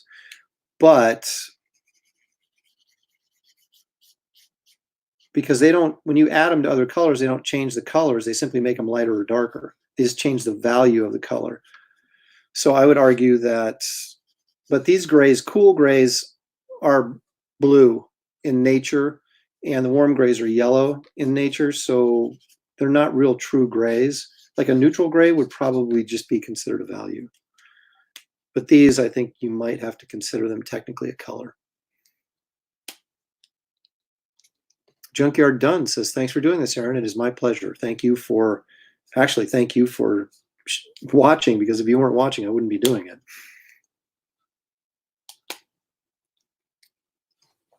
Flyfrox Pro says, I plan on buying a page of Justice League International from you when I can justify the price. My pages aren't that expensive. If you check my website, my Justice League pages aren't that bad. Actually, I'm sort of the Kmart of original art. My stuff isn't, compared to other people, I mean, I know your budget is what your budget is, but compared to other people, I mean, I don't charge nearly as much as a lot of people do. Probably because I couldn't get it. Okay. So we're working entirely with a C3. That's a cool gray. 3 and a cool gray 0. Okay, so I'm laying in my dark there with my 3, and I'm going to hit it on the sides with the 0 to kind of blend it a little bit so it's softer.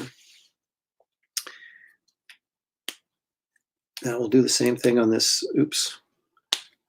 I don't want to forget about his forearm. I put some C3 down there, but I didn't. There we go.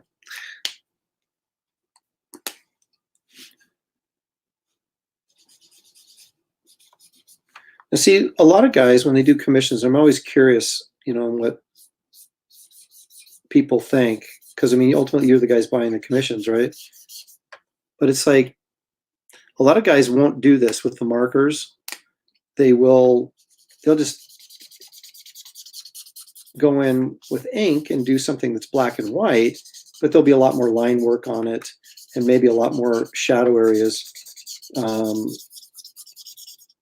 But I'm always kind of curious or wondering if, you know, would people rather see something like this that's markered? Would you rather get a piece of artwork like this that's markered like this but doesn't have all the black detail, black and line work detail? Or would you rather have something that maybe has more detail but doesn't really have any of the volume, at least in terms of markers?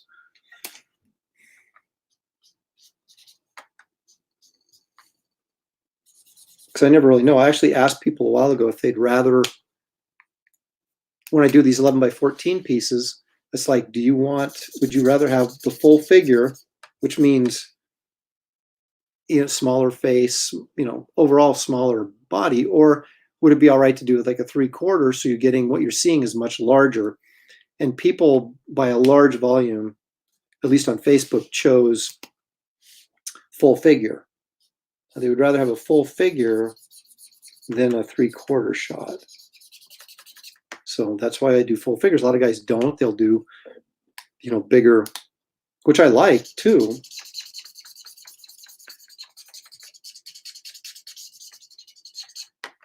And I always wonder if, you don't want to do everything just kind of as a presentational pose.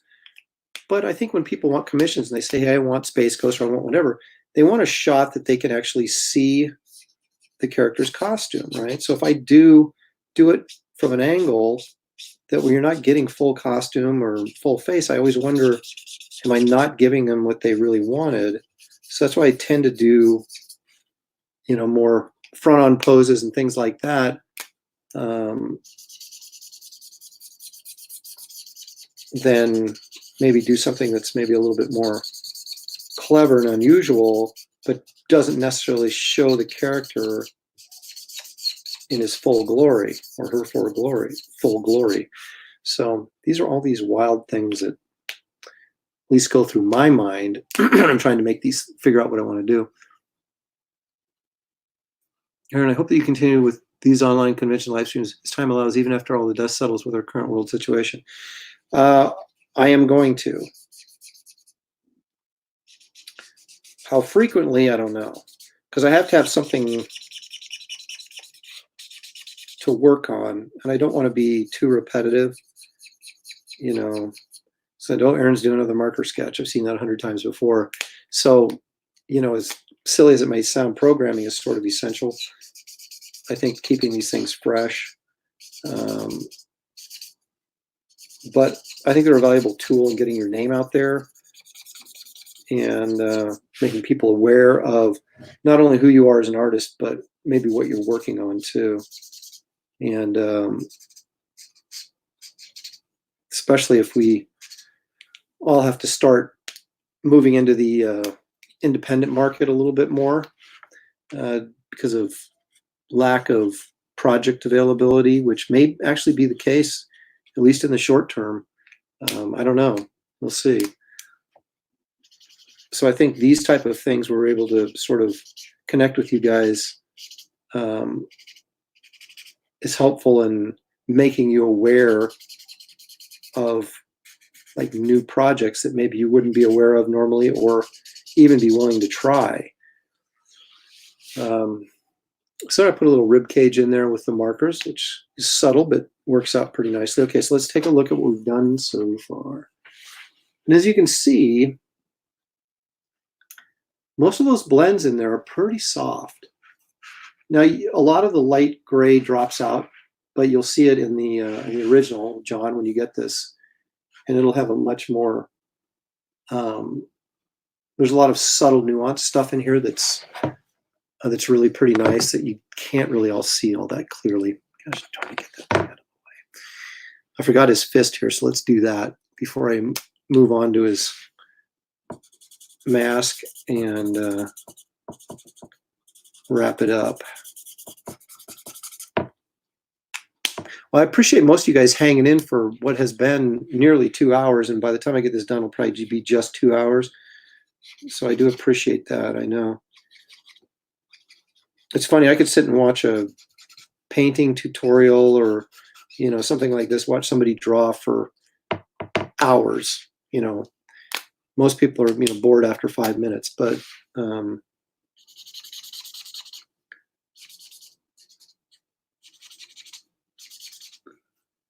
my head's in the way, sorry. Oops. Okay. So again, I put the 3 over on this side because the light's coming from this way theoretically, even though he's in space. And then hit it again with a 0. And if I think there's areas if I think there's areas, maybe I want to punch up that dark just a little bit on his knuckle here, to get that darker. Let's go ahead and do it. And by the time I've laid down that much marker on here, I don't have to blend that anymore. It just blends itself. Okay, because the edges are going to be soft on it now because of how much marker I've already put down on there. All right. Okay, so this is red, this is red, this is red. These are those yellow? Are these buttons yellow? I'm going to take a quick look. Yes, they are. Okay. So his buttons are yellow. Let me do that really quickly here. And I'm actually going to put a little red on because I always do that, even on my black and white marker pieces. If there's red on the costume, I always put it in there just because I have a red marker. I don't have a bunch of full color markers because, quite frankly, I'm too cheap to buy them all. That's so expensive.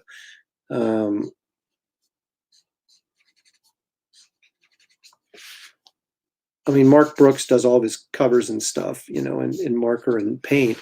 And so he uses them pretty regularly. So I guess it's worth the expense for him to have all that stuff. The only time I use markers, is when I'm doing commissions like this. Otherwise, I don't use them at all on finished work. Yeah, I mean, I'll either paint or it'll be black and white. Okay, so we got his buttons. That's black. That's red. Did I say the gauntlets were red? I'm pretty sure I did. Yes, they are. Okay, so I do have a red marker here. We'll make use of it.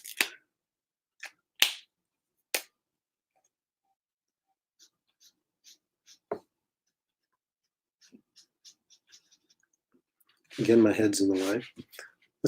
That looks a lot more orange on screen than it actually is. I have to take my word for that.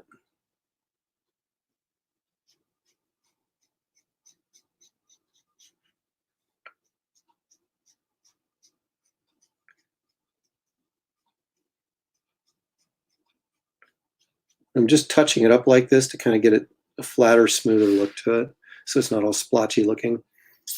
Okay. Okay, so we'll go in here and do this.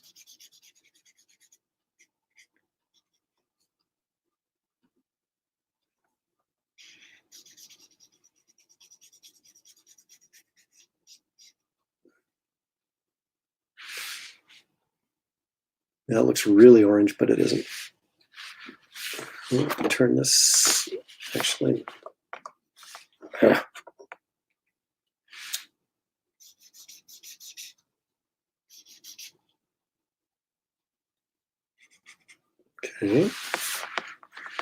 This cord is ticking me off. Okay, let's do this.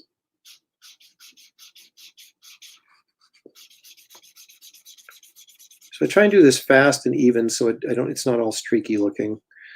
And I got a really flat, even look there. Turn out well.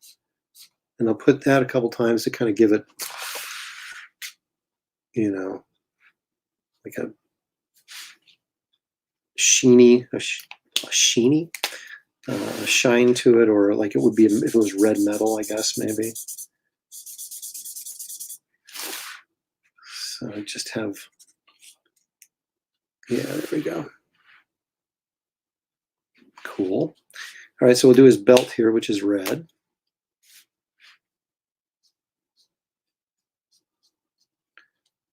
Now, what I will do is I will post the finished piece on Twitter and Facebook after I scan it, so you'll get a better look at what the finished artwork actually looks like. So make sure you check my feeds for that.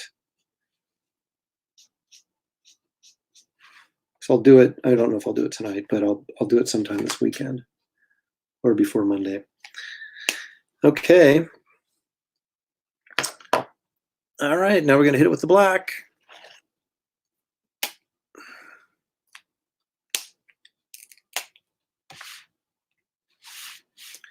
All right, we'll do this little guy first. I think it's interesting that he has like a little emblem of himself on his chest.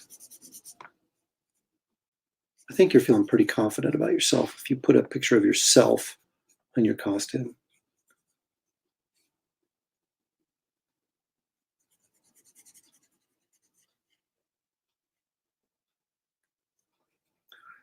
Okay, those eyes sort of closed up on me a little bit, but I will go in with some Pro White or a white pencil and just kind of make those a little bit larger. Same thing may happen when I get on his face here too.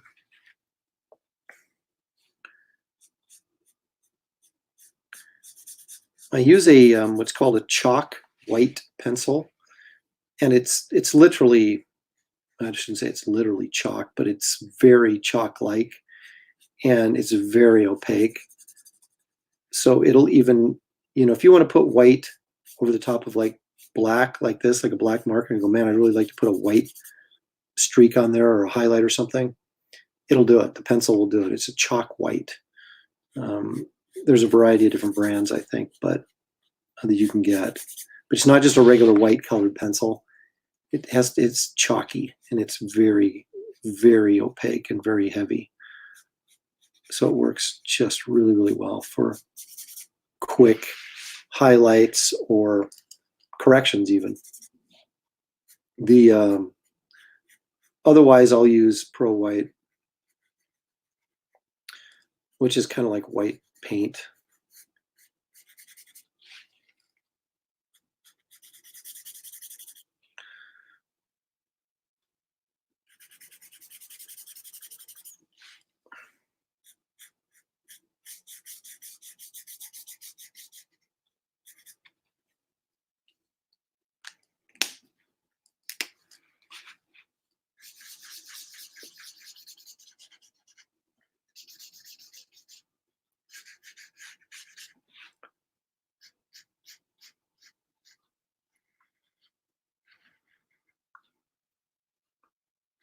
And I'm just going to mimic the cartoon, I'm just going to go flat black with this. Because that's what he would have done. Okay, normally I don't put any background in on these, but like I said, I'm doing this for John Smith, who I'm indebted to for some favors he's done for me over the years, and so I always have to give him a little extra for his money. So we're going to put a little bit of space in here, not a bunch, but a little bit.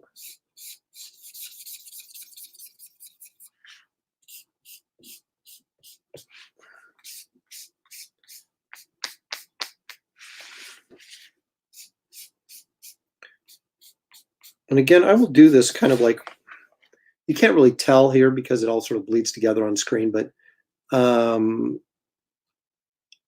yeah, I saw that Todd Nauk has some videos. I did see that. I will just kind of go in and it's almost like do a stylized sort of choppy line work here.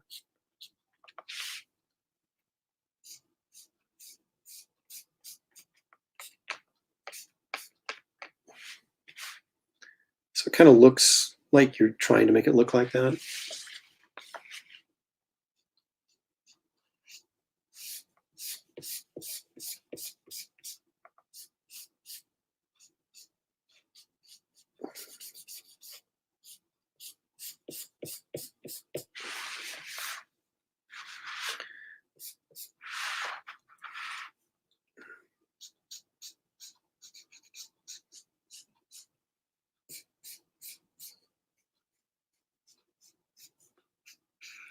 I will show you guys how I do the stars as the last thing before we close out today's con.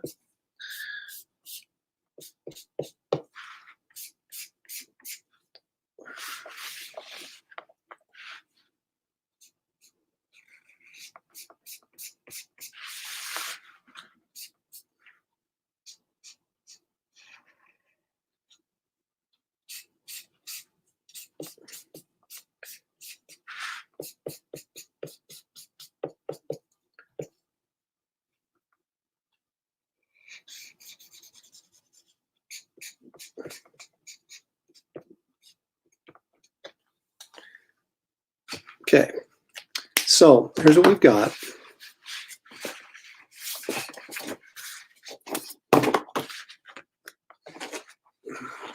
Pesky cord in the way. Let me zoom out a little bit here.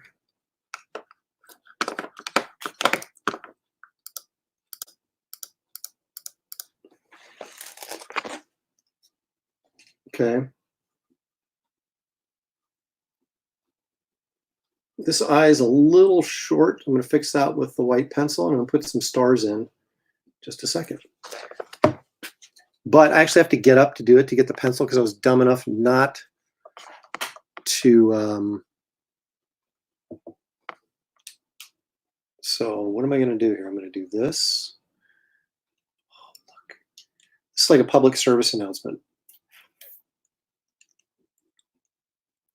Okay, and I'm going to go get that pencil without tripping over anything. He hopes. Oh, on the camera.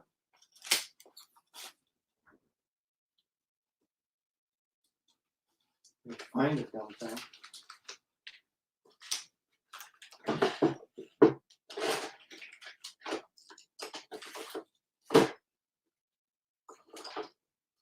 All right, got it. That wasn't too bad. Okay. So we had our public service announcement. Let's go back down here, get back to work, and finish this sucker up. All right. We'll go in really closer so you can see what I'm doing.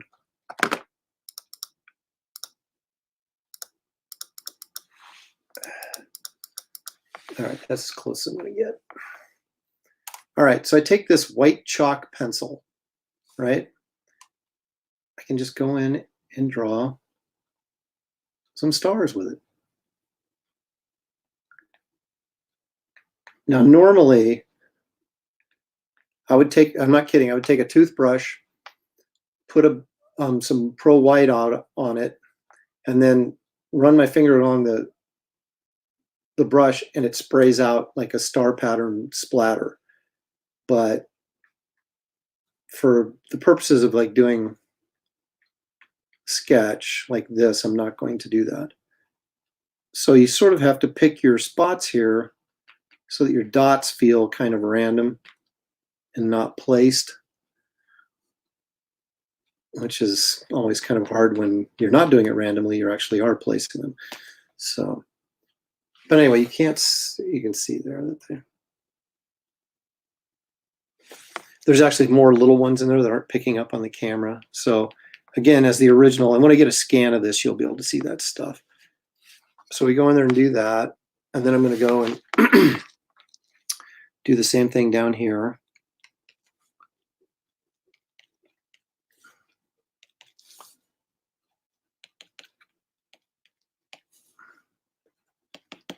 Again, you're not really seeing them all that well, but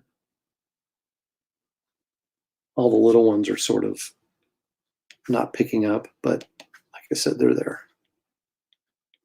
But this is a kind of a quick and easy way, especially when you're at a convention or whatever. You don't want to get out a paintbrush and start trying to splatter effect without and then ruining everything and making a mess. I'm going to fix this eye too. See, I can just add a little bit of a line there, and it goes right over the top of that black marker and looks great.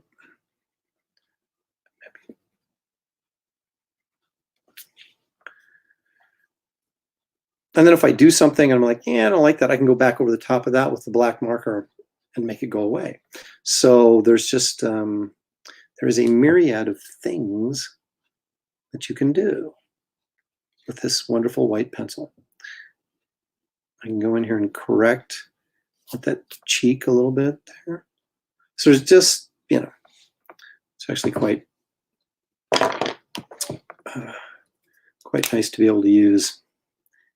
I didn't like what I just did there on his eyes, so I'm going to take that out. There we go.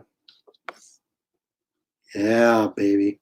All right, I'm going to make this black. That's the old comic book trick, right? His bicep is sort of in shadow there. Helps with the foreshortening, and boom, there it is. Ta-da. Oh, there's one other thing I normally do, and I am going to do with this before we officially call it over. This needs to come down here. I'm going to go back over with my 0.8, if I can find it.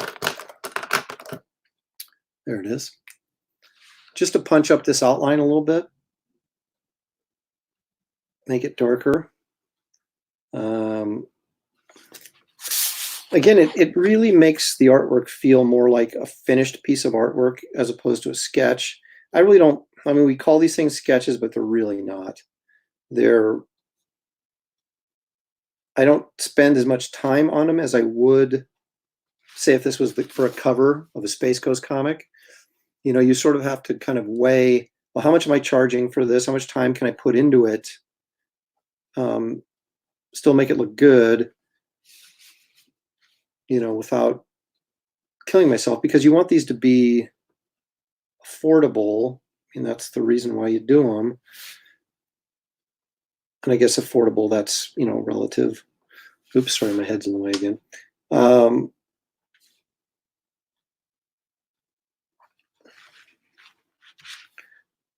I could do these really sketchy. I did a really rough Batman on the last Heron Con, and I really liked how it turned out. But again, I don't know that that's what everybody wants, you know, and I don't know if it's really appropriate for the character. I think when people come to me for a commission, they already have an expectation of what they think it's going to look like based on what I've done before. And so if I go in and throw them a curve, they may not be getting what they want, right? So if you're going to do something like really rough and sketchy, like if you look at all those Jim Lee commissions he's doing right now to raise money for the comic shops, they're all really, really cool, but they're all very kind of loose and sketchy looking, and which I happen to like quite a bit. But I would do that piece kind of like he's doing it, not for someone in particular, but do a piece, put it out there, so then someone can come and, if they like it, buy it, rather than buy something sight unseen and then get something they weren't necessarily expecting to get. And people have seen enough of these from me that they know this is what they're expecting to get, right? So if I gave them something different, it might be cool, but it may not be what they wanted. I've had somebody do that to me before. I tried to kind of go outside the box, and I did something I thought was really cool, and it took me a lot more work and effort than it would have if I'd done it the regular way I did it, and they were not happy at all. And so, you know, I redid it for them, and that's what I get. So this has kind of been my established look for my pieces. And so if someone wants one, this is what they're going to get. And then if I want to do something different, I can do that and then just kind of put it out there. And if someone's interested in buying it, they can, or not, I'll just keep it. All right, so here we are. I'm now going to take the final step. I'm going to take a W3, a warm 3, and I'm going to outline this whole thing. And I don't know why I do this. I say this every time, and I'll say it again. It just sort of grounds the figure for me. And so I just do it. It kind of adds a little bit of a dimension. And quite frankly, doesn't Space Ghost have a little aura around him when he's out in space? I think he does.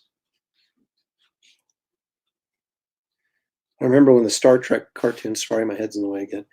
The Star Trek cartoon, whenever they beamed down to a planet, they had this little glow around them, which was supposed to be like their life support system. So they didn't have to draw, like, I assume, like life support suits and things like that these guys had to wear.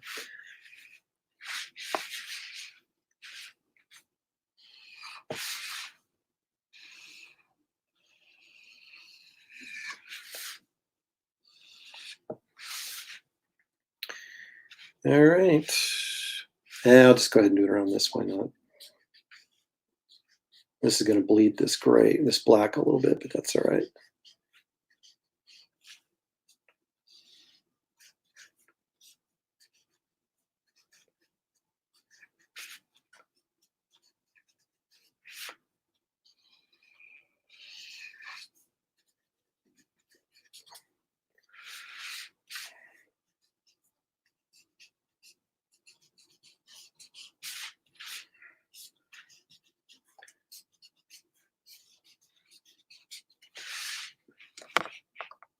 And there's the troublesome cord, which I'm not going to bother moving right now because all I got to do is that. Okay.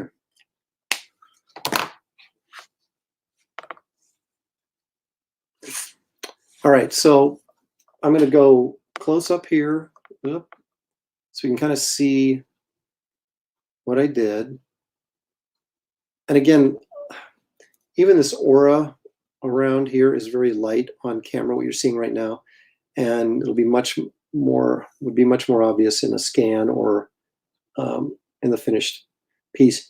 You can look at the musculature that I sort of defined in his leg with the markers, which I could have just as easily done as line work if I didn't want to do it in markers. But like I said, this is kind of what I've been doing, so I sort of keep doing it. There's our space. Now let's zoom out a little bit so we can see the whole thing as a unit, even though it's not going to be a great. I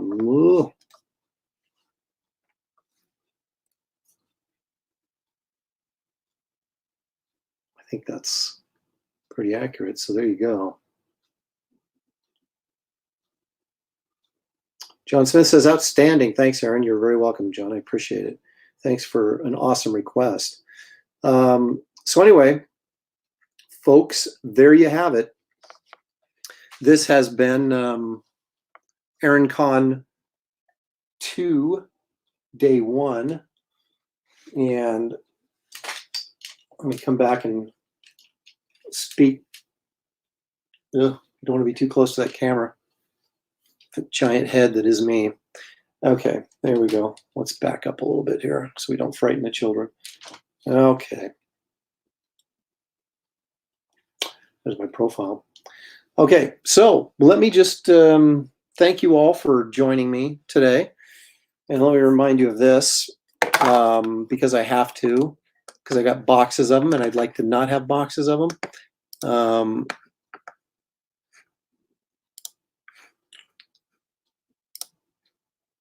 There we go. Put that little ticker on the bottom. Hey, yep, there we go. Okay, so anyway, this is my hardcover sketchbook. There's 750 of them, signed, numbered, limited edition. They're $25. Or if you want to sketch on the inside front cover like we did earlier of the Beast, you can get a headshot of your favorite character for a grand total of $45. And there's free shipping this week only. You can message me on Facebook. You can email me at aaron@aaronlopresti.com. That's been scrolling across the bottom the whole time. You can go to my website and order one. Twitter, Facebook, Instagram. You can message me on all those places, and they're all, my Twitter handle is @AaronLopresti. My Instagram handle is Aaron Lopresti. My Facebook is Aaron Lopresti. So I'm really easy to find if you can spell my name. So anyway, keep that in mind if you'd like to get one of these. It's a really good book. In fact, I've had 2% of the people that bought this book said it was the best sketchbook they'd ever seen. So, if 2% of the people are saying that, it's got to be true. So anyway, hey, thank you so much for joining me. I know we've been on for like 2 hours. Wipes his brow. Thanks for sticking it out, and I hope you got something out of it and enjoyed it. I'll be back tomorrow, Saturday, at 3:30 for Day 2, which will be the final day of Aaron Con 2. I'm only doing 2 days. I'm not going to do Easter Sunday. And we'll be working on a Spider-Man commission tomorrow. So that should be cool and fun. So check me out right here on YouTube, and this video will post so you can watch it whenever if you didn't happen to catch the live stream or all of it. You can go back and watch it as much of it or as little of it as you like. So anyway, thanks again for stopping by. We will see you guys tomorrow. I'm out of here. Thanks. Have a nice evening.